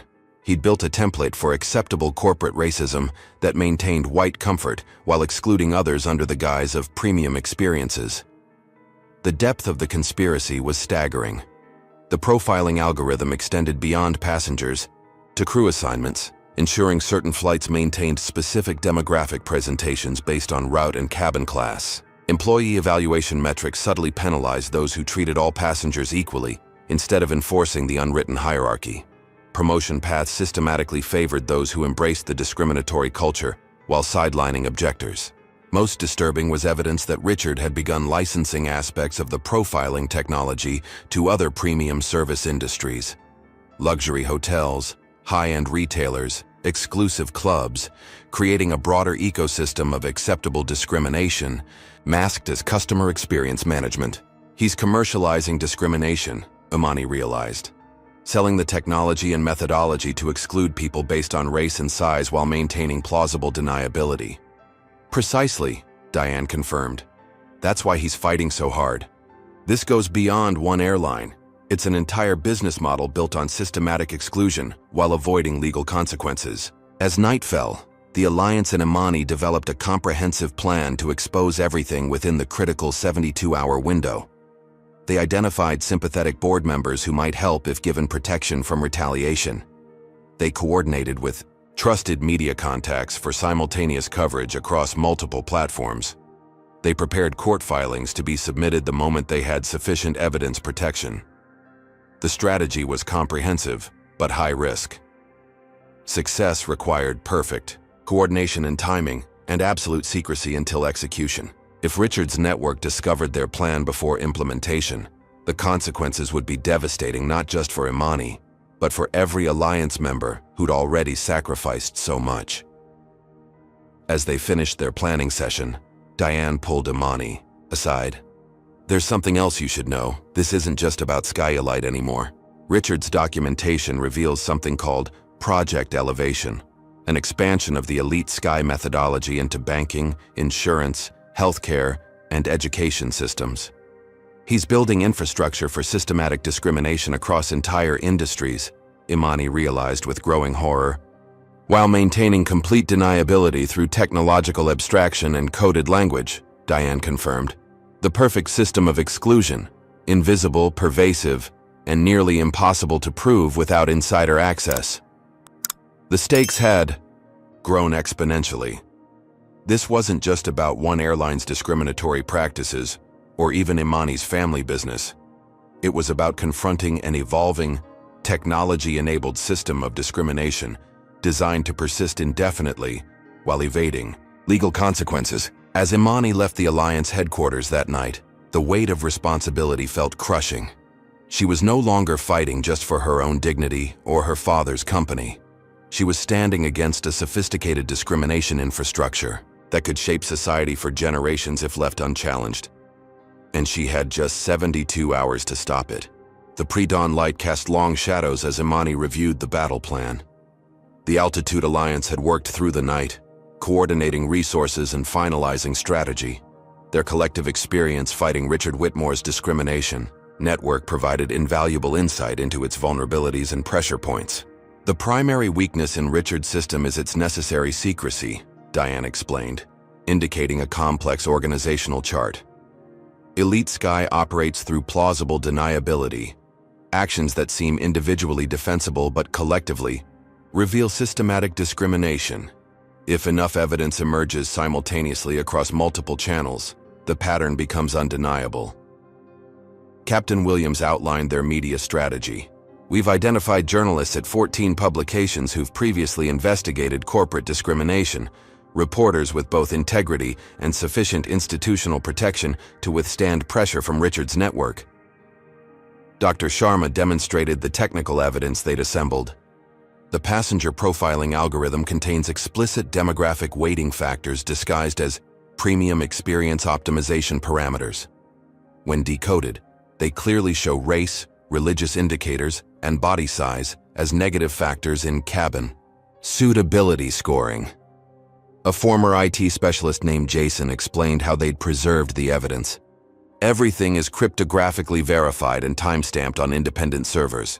Richard's team can't claim the documentation was fabricated or altered. Throughout the morning, Alliance members arrived in staggered patterns to avoid detection. Former flight attendants who'd been terminated after questioning passenger treatment protocols. Mechanics who'd reported safety concerns when elite sky priorities overrode standard procedures. Reservation agents who'd refused to implement the special handling codes for certain passengers. Each brought pieces of the puzzle: documentation, testimony, recorded conversations, statistical analyses that collectively revealed the comprehensive nature of Richard's discrimination system. The genius of Elite Sky was making each individual action seem justified by non-discriminatory factors, explained Miguel, a former customer service trainer. A flight attendant could claim they were enforcing comfort standards rather than discriminating based on size. Gate agents could cite passenger flow optimization when separating travelers by race. The system was designed for plausible deniability. But the patterns become unmistakable when viewed comprehensively, Diane added. That's why Richard works so hard to prevent collective evidence from emerging.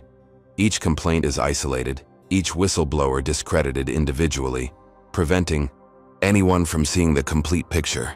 By mid-morning, they had assembled a devastating case, not just against Skylight's practices, but against Richard Whitmore's entire methodology of acceptable discrimination, masked as premium customer experience management. The evidence revealed how Elite Sky had evolved from crude demographic targeting to sophisticated algorithmic discrimination. Early versions had simply identified passengers by observable characteristics. Later iterations incorporated subtle proxies, zip codes as racial indicators, name analysis for ethnic background, even spending pattern analysis to identify passengers who didn't belong in premium cabins despite having purchased tickets. Most disturbing were the expansion plans for Project Elevation, Richard's initiative to license the discrimination methodology to other industries. Documentation showed pilot programs already underway with luxury hotel chains, financial services firms, and exclusive healthcare providers, all implementing variations of the same passenger profiling technology under innocuous names like experience calibration and premium journey optimization.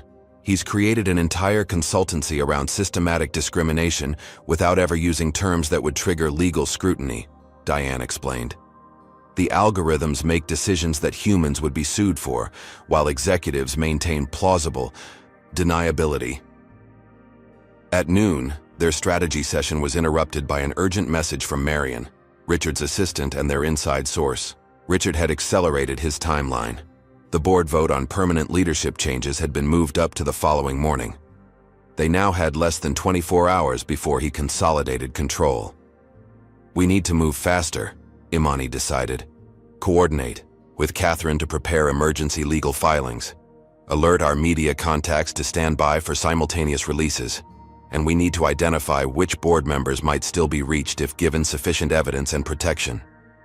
As they accelerated preparations, Imani received troubling news from the hospital. Her father's condition had mysteriously deteriorated again, with doctors unable to explain the sudden changes in his vital signs. More concerning, hospital administrators were pushing to transfer him to the facility connected to Richard's brother, citing specialized equipment unavailable at the current location. "They're isolating your father to increase pressure on you," Diane observed grimly. "It's a tactic Richard has used before, creating health concerns to justify rapid business decisions." Imani made immediate arrangements for private medical security at her father's room.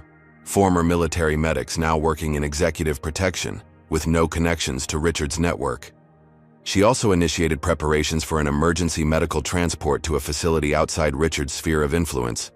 By evening, their counteroffensive was ready.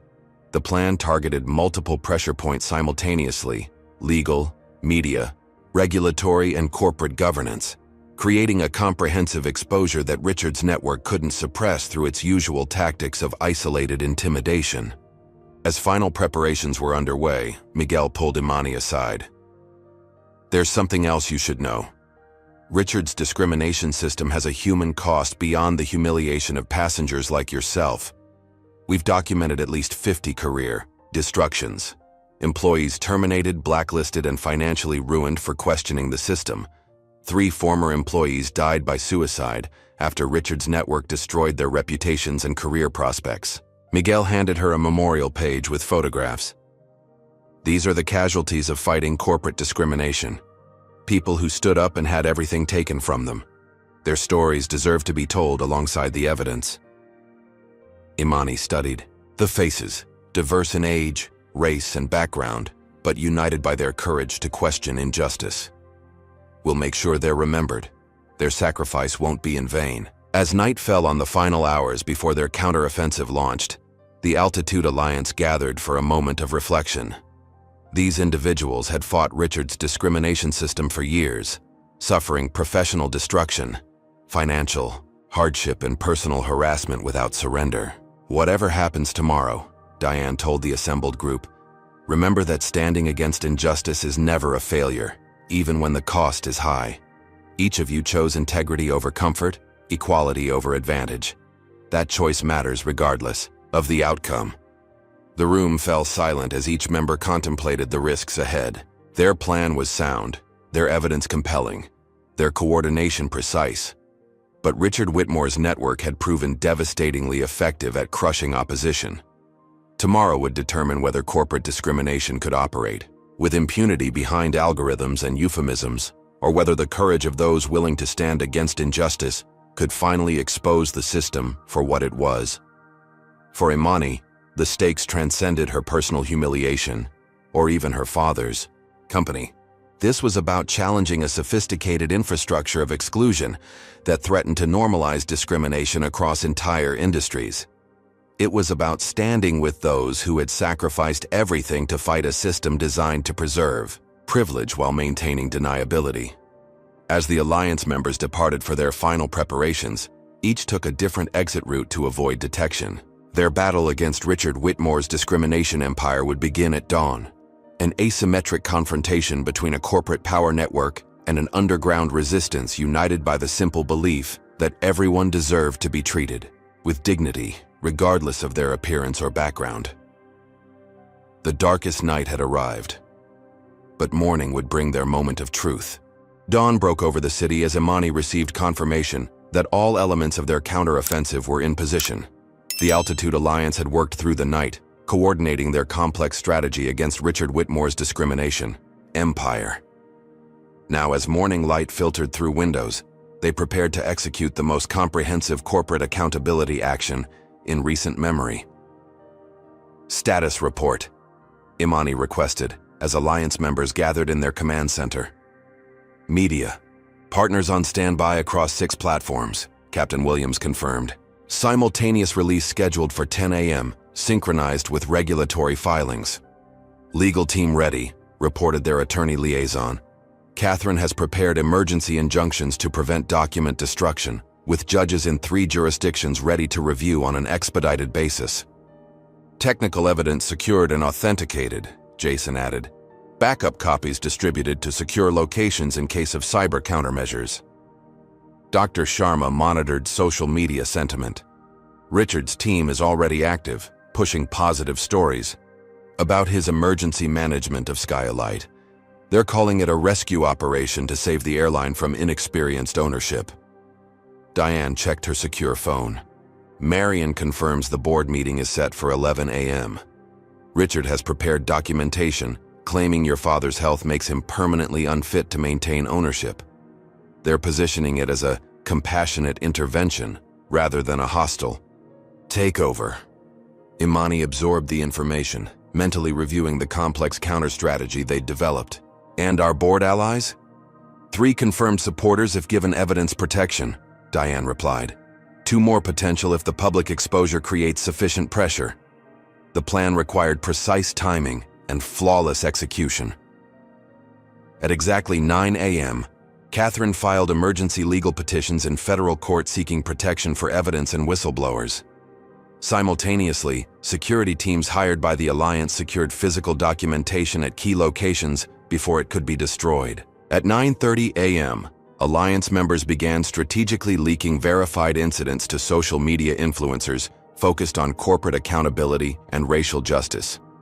Rather than a single explosive revelation that could be contained, they created dozens of smaller exposure points that collectively revealed the pattern of discrimination. By 10 a.m., prearranged media partners published their first wave of investigative pieces, not focused on allegations, but on the authenticated evidence from multiple sources showing how Elite Sky operated.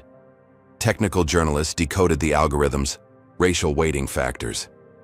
Business reporters analyzed the corporate structure designed to maintain deniability.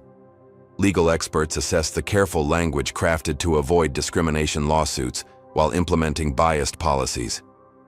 As this media barrage began, Imani and Catherine headed to Skylight headquarters for the board meeting, accompanied by 2 Alliance members with direct knowledge of Elite Sky operations. Their timing was deliberate, arriving precisely as the first wave of exposures hit the public consciousness, creating maximum disruption to Richard's carefully orchestrated takeover plan. In the executive parking garage, they spotted Richard Whitmore entering the building, surrounded by his usual entourage of legal and PR advisors. He walked with the confidence of someone certain of victory, unaware of the comprehensive operation, already undermining his position. He still thinks this is a conventional corporate battle, Catherine observed. He doesn't understand what he's facing. Inside the building, the atmosphere was tense. Employees huddled around computer screens, whispering urgently as news alerts revealed aspects of Elite Sky's operations. Security personnel moved with heightened alertness, clearly responding to some emergency protocol. When they reached the EDI executive floor, Richard's assistant Marion met them with a carefully neutral expression, though her eyes conveyed a different message. The board is assembling in Conference Room A. Mr. Whitmore has requested a brief delay to address some breaking news items. I'm sure he has, Imani replied evenly. As they waited, Imani's phone buzzed with updates from the Alliance Command Center. Their strategy was working. The distributed nature of the exposures prevented Richard's network from containing the story through their usual tactics of legal threats and media relationships. Each revelation led to another, creating a cascading effect as journalists connected data points across platforms. Elite Sky Exposed was trending nationally, with passengers sharing their own experiences of discrimination that suddenly made sense within the context of a systematic program. Former employees, emboldened by the breaking story, began coming forward with additional testimony. Current Skylight staff were anonymously leaking internal messages, showing panic in middle management. At 10:45 a.m., Richard Whitmore emerged from a side office, his typically composed demeanor showing cracks of stress. He glanced at Imani with barely concealed hostility before composing himself. "Dr. Johnson, I understand you're here for the board meeting. Given the unusual circumstances this morning, perhaps we should speak privately first." "I think the board should hear what we all have to say together," Imani replied calmly. "Transparency seems appropriate, given recent revelations." Richard's jaw tightened almost imperceptibly. These irresponsible news stories are presenting a distorted picture of standard industry practices. I've prepared a statement clarifying Skylight's commitment to inclusive service. Interesting timing for such a statement, Catherine noted. After years of implementing Elite Sky's discrimination algorithms, Richard's composure cracked further, his eyes darting to his assistant. "I'm not familiar with that program name. Perhaps you're confusing our premium journey protocols with something else." "I don't think so," Imani replied, producing a tablet displaying internal documents with Richard's signature. These implementation guidelines for Elite Sky's passenger profiling system seem quite specific about demographic targeting in premium cabins. Before Richard could respond, the board members began arriving for the meeting, many looking disturbed by the morning's revelations. Some avoided eye contact with Richard, creating distance that hadn't existed the previous day. The power dynamic was visibly shifting as evidence mounted across public channels. Richard attempted to regain control as the meeting began, presenting his prepared narrative about temporary leadership necessitated by health concerns. But his usual commanding presence faltered as board members raised uncomfortable questions about the morning's news reports. "Before we continue with the leadership discussion," Imani intervened, "I believe the board deserves complete information about what Elite Sky actually is and how it has operated under Mr. Whitmore's guidance." For the next 30 minutes, Imani and the Alliance representatives presented irrefutable evidence of the discrimination system. Internal documents, algorithm specifications, training materials with coded language, statistical analyses showing clear demographic impacts, and testimony from former employees who had been silenced. As they spoke, Catherine distributed legal analyses showing potential liability under multiple civil rights statutes, with preliminary damage estimates that made several board members visibly pale. This company has been operating a sophisticated system of racial and body size discrimination disguised as premium experience management, Imani concluded.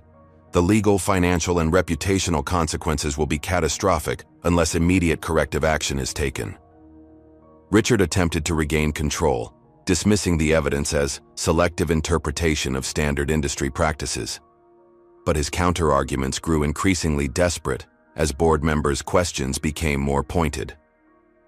The turning point came when Marion, Richard's own assistant, stood up unexpectedly. "I can confirm the authenticity of these documents," she stated clearly. "I personally processed Mr. Whitmore's approvals for Elite Sky implementation across all premium cabins, including the demographic targeting parameters." Richard's face contorted with rage. "You're fired," he spat, "and you'll never work in this industry again. I'll make sure of it." "That sounds remarkably like a threat of retaliation against a whistleblower," Catherine observed, recording the exchange. In front of multiple witnesses, including board members with fiduciary responsibility. As Richard realized his error, his carefully maintained facade crumbled completely. "You have no idea what you're doing," he snarled at Imani. "This airline operates in a competitive industry with specific customer expectations. Premium cabins have standards that certain passengers simply don't meet." "What specific standards would those be, Mr. Whitmore?" Imani asked calmly, knowing his answer could be devastating. Richard seemed to catch himself, but the damage was done. His implicit bias had broken through the carefully constructed corporate language. Several board members exchanged alarmed glances, recognizing the potential testimony he had just delivered. Outside the boardroom, the situation was deteriorating, further for Richard's network. Alliance members had timed secondary media releases to coincide with the board meeting, revealing how Elite Sky methodology was being licensed to other premium service industries through Richard's consulting firm. Regulatory agencies were announcing preliminary investigations based on the morning's revelations. A class action lawsuit representing discriminated passengers had been filed with over 50 initial plaintiffs. Current Skylight employees were staging impromptu protests in multiple airports, demanding accountability. As these updates filtered into the boardroom via urgent messages to board members, the momentum shifted definitively. Richard's temporary leadership proposal was tabled indefinitely. Instead, the board established an emergency oversight committee to investigate Elite Sky and implement immediate corrective measures. Richard, seeing his control slipping away, made a final desperate attempt to reassert authority. This is a coordinated attack by incompetent new ownership trying to explain away their inability to maintain our premium standards. The Johnson acquisition was a mistake that will destroy everything we've built. What exactly have you built, Mr. Whitmore? Imani asked quietly. A system that humiliates passengers based on their race and body size? An algorithm that automates discrimination while maintaining plausible deniability?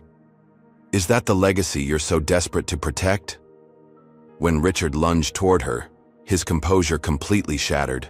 Security personnel intervened immediately. The physical intimidation attempt, witnessed by the entire board, was the final nail in his professional coffin.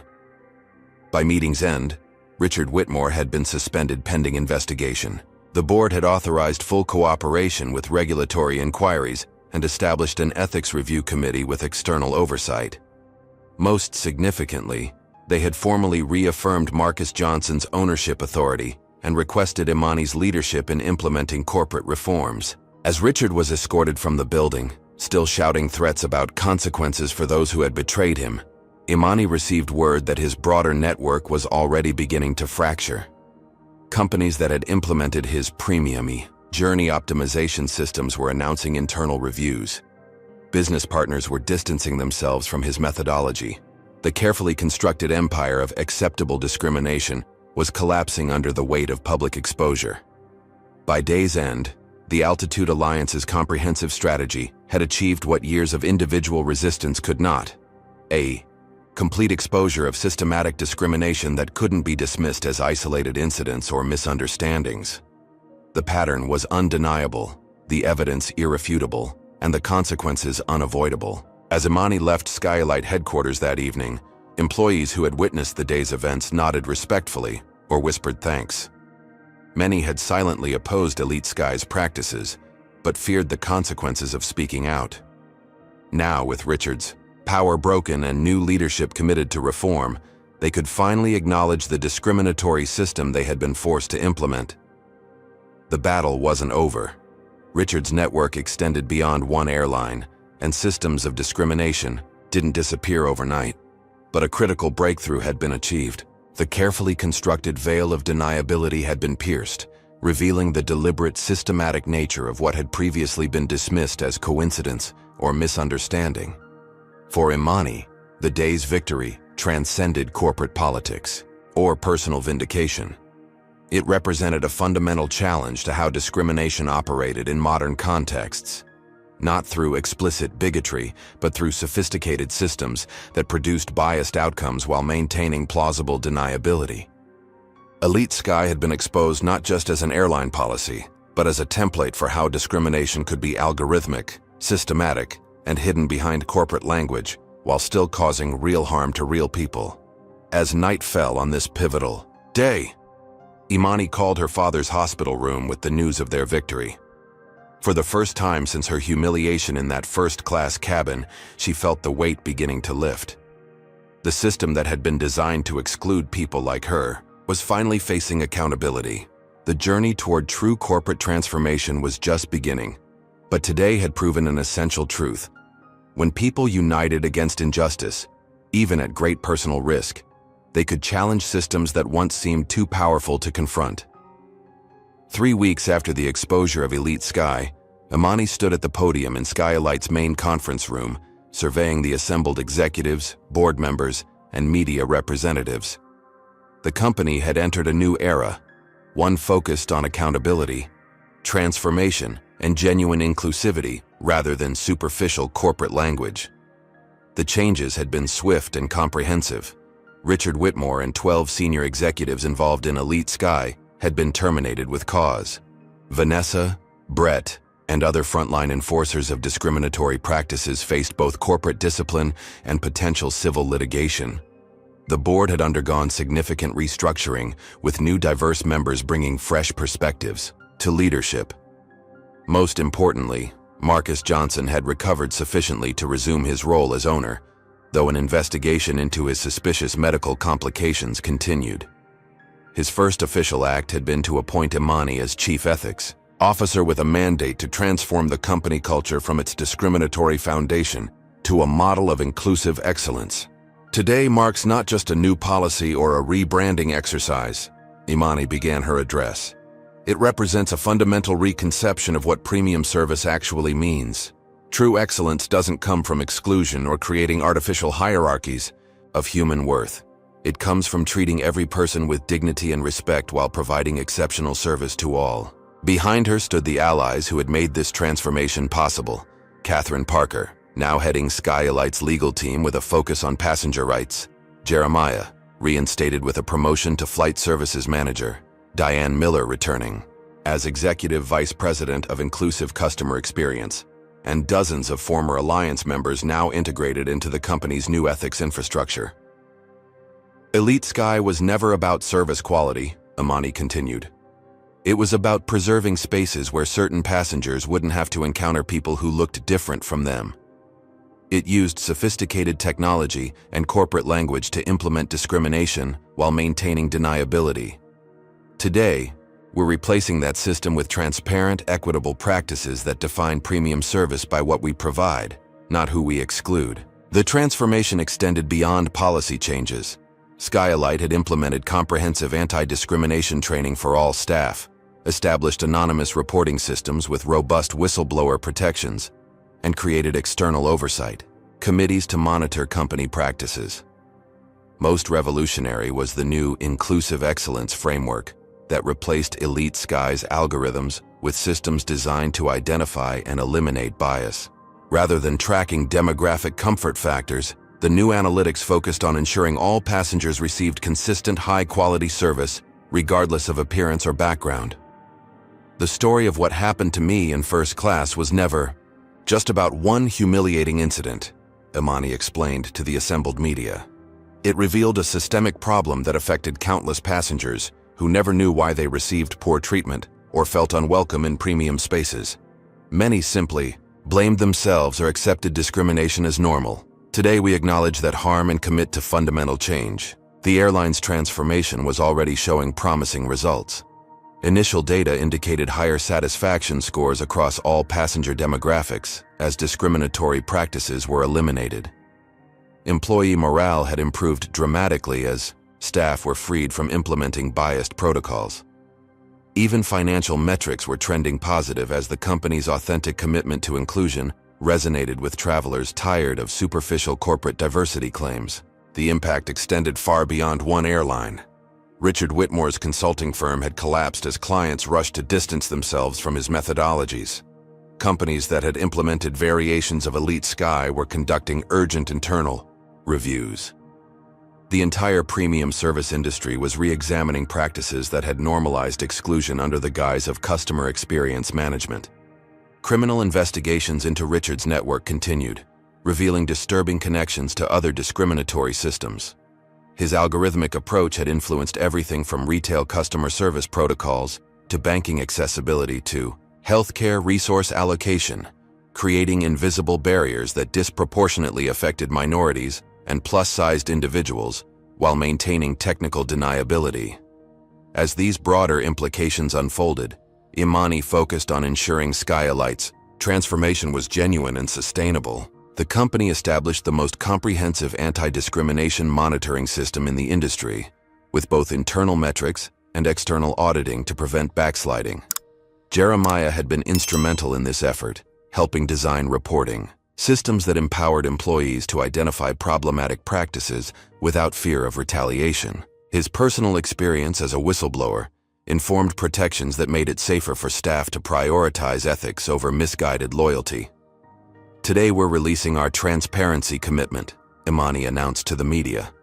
Skylight will publish quarterly reports on service quality metrics across passenger demographics, making our performance publicly accountable. "We're establishing an independent passenger advocacy board with real authority to investigate complaints and recommend changes." Catherine Parker's legal team had simultaneously been working with passengers affected by Elite Sky. Rather than fighting discrimination claims, the company had established a reconciliation process that acknowledged harm, offered appropriate compensation, and most importantly, incorporated affected passengers' input into reform efforts. The most powerful element of the transformation was a first-person account of Imani's experience, now used as a training case study for all airlines. It detailed not just the obvious humiliation of being publicly removed from first class, but the subtle indignities throughout the experience, the different treatment from staff, the selective enforcement of policies, the systematic efforts to make certain passengers feel unwelcome in premium spaces. Discrimination doesn't always announce itself with explicit slurs or obvious exclusion, Imani explained in the training materials. Modern discrimination often operates through systems, algorithms, and selective enforcement of seemingly neutral policies. The harm is just as real, but the deniability is built into the process. 6 months after the Elite Sky exposure, Skylight's transformation had become a business school case study in corporate culture change. Customer satisfaction scores had reached all-time highs across all demographic groups. Employee retention had improved dramatically as staff embraced a mission of genuine service excellence rather than discriminatory exclusion. Most significantly, the diverse leadership team had built what industry analysts were now calling the most inclusive airline in the industry. Former critics became advocates as they experienced the tangible differences in service quality and corporate values. On the anniversary of her humiliating first-class incident, Imani boarded a Skylight flight as an executive, greeted by Jeremiah, now a flight manager overseeing service standards across the airline. The contrast couldn't have been more striking. Where once stood Vanessa with her discriminatory sneer, now stood a diverse flight crew, welcoming passengers of all backgrounds with genuine respect. "Our premium experience training has completely changed," Jeremiah explained as they toured the aircraft. "Instead of coded language about passenger types and cabin atmosphere, we focus on actual service quality metrics, response times, problem resolution, accommodation of diverse needs." The first-class cabin that had once been Richard Whitmore's showcase for exclusion now reflected the company's transformed values. Passengers of all sizes, races, and backgrounds received consistently excellent service. The seats themselves had been redesigned for greater comfort and accessibility. Most importantly, the subtle signals of exclusion, the differential treatment, the coded language, the selective enforcement of policies, had been eliminated through comprehensive accountability systems. "The most powerful change isn't in our policies," Imani observed as they discussed the transformation. "It's in our metrics. We now track service quality consistency across demographic factors. If certain passengers receive different treatment, the data reveals it immediately." This approach, measuring outcome equity rather than relying on policy statements, had proven revolutionary. It prevented discrimination from hiding behind corporate language or individual discretion. The system that had once used algorithms to enforce exclusion now used data analytics to ensure inclusion. As the flight reached cruising altitude, Imani reflected on the journey that had transformed both a company and an industry. What began as a humiliating personal experience had revealed a sophisticated discrimination system that had operated with impunity for years. By exposing Elite Sky's methodology, they had challenged not just one airline's practices, but an entire approach to acceptable discrimination, masked as premium service standards. Marcus Johnson joined her for the flight's second leg, his health finally fully restored. His pride in his daughter's leadership was evident as they discussed the company's transformation. "What you've built here goes beyond corporate reform," he noted. "You've created a template for identifying and dismantling sophisticated discrimination systems that hide behind algorithms and corporate language." Indeed, the Johnson Standards, as they were now known throughout the industry, had become a framework for authentic inclusion in service environments. Other airlines were adopting similar transparency metrics and accountability systems. Regulatory agencies were incorporating the lessons of Elite Sky into compliance guidelines. Business schools were studying the case as an example of how discrimination evolved in corporate contexts and how it could be systematically addressed. For the passengers who had experienced Elite Sky's discrimination, the transformation offered long overdue validation. Their complaints hadn't been oversensitivity or misunderstandings. They had been legitimate responses to a deliberate system designed to make them feel unwelcome while maintaining plausible deniability. "The most important lesson," Imani explained in her keynote address to the National Corporate Ethics Conference, "is understanding how discrimination adapts to cultural and legal constraints." Elite Sky represented the evolution of bias, from explicit exclusion to algorithmic sorting, from overt slurs to coded corporate language, from individual prejudice to systematic processing. This insight had implications far beyond one airline. As companies increasingly relied on algorithms and data-driven decision-making, the potential for bias to hide within technical systems grew exponentially. The Skylight case provided a roadmap for identifying and addressing these sophisticated discrimination mechanisms. As the anniversary flight landed, Imani was met by Catherine Parker, whose legal advocacy had been crucial in the company's transformation. Together, they had established the Corporate Accountability Initiative, an independent organization dedicated to exposing discrimination systems in other industries. Richard's network extended beyond airlines, Catherine reminded her as they left the terminal. Elite Sky was just one implementation of his methodology. There are similar systems operating in hotels, financial services, healthcare, and retail, all using the same approach of algorithmic discrimination with corporate deniability. This broader challenge remained. Though Richard Whitmore himself had been disgraced, his discriminatory methodology had spread throughout premium service industries.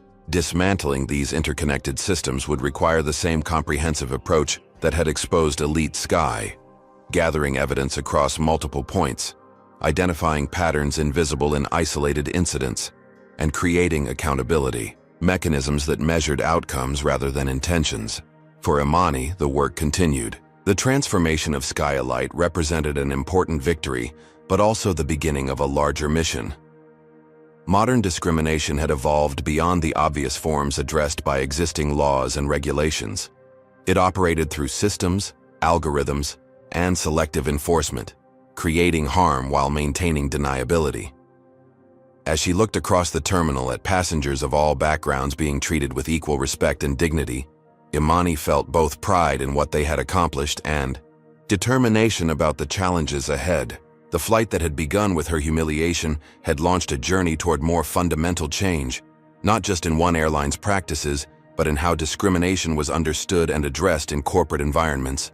The lesson of Elite Sky was that bias could hide behind corporate language, technological systems, and plausible deniability. But it could also be exposed and dismantled through collective action, data-driven accountability, and moral courage. That understanding would guide the ongoing work of ensuring that true premium service meant excellence for everyone, not exclusion for some.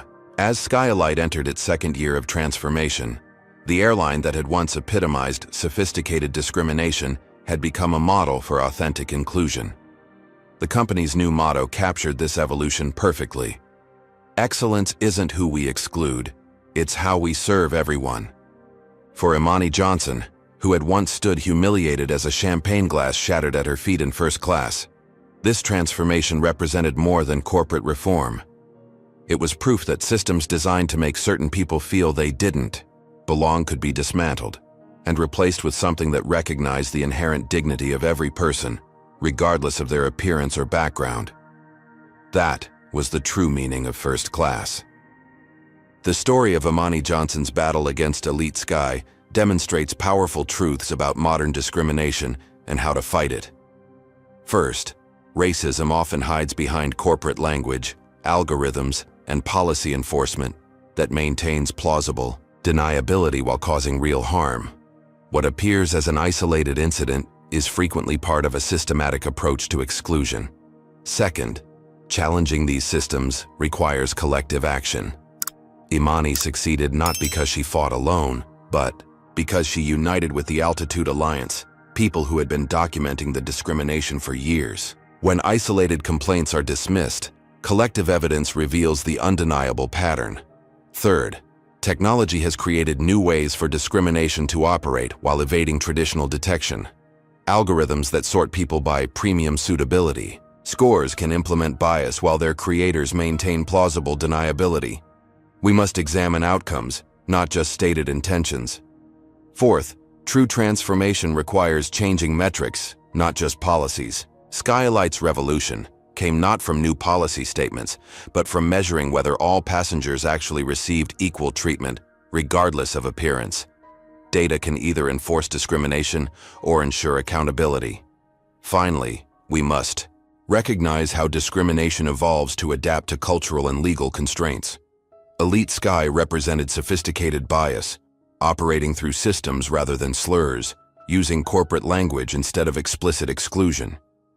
Identifying these evolved forms requires looking beyond individual interactions to the patterns they create collectively.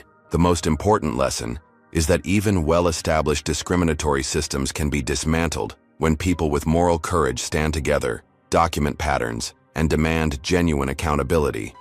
Change is possible when we refuse to accept that some people deserve less dignity than others. Have you ever experienced discrimination disguised as policy or standard procedure? Has someone ever made you feel like you didn't belong in a space you had every right to be in? Share your story in the comments below, as your experience might help others recognize these patterns in their own lives. If this story opened your eyes to how modern discrimination can hide behind corporate language and sophisticated systems, hit that like button and subscribe for more eye-opening narratives that expose uncomfortable truths. How would you have responded in Imani's position? Would you have revealed your identity immediately or gathered evidence like she did? Comment 1 if you would have exposed yourself right away, or 2 if you would have followed Imani's approach of documentation first. Thank you for joining us for this journey from humiliation to transformation. Remember that every time we stand against discrimination, whether obvious or disguised, we help create a world where true excellence means treating everyone with dignity, not excluding those who don't fit someone's narrow definition of who belongs.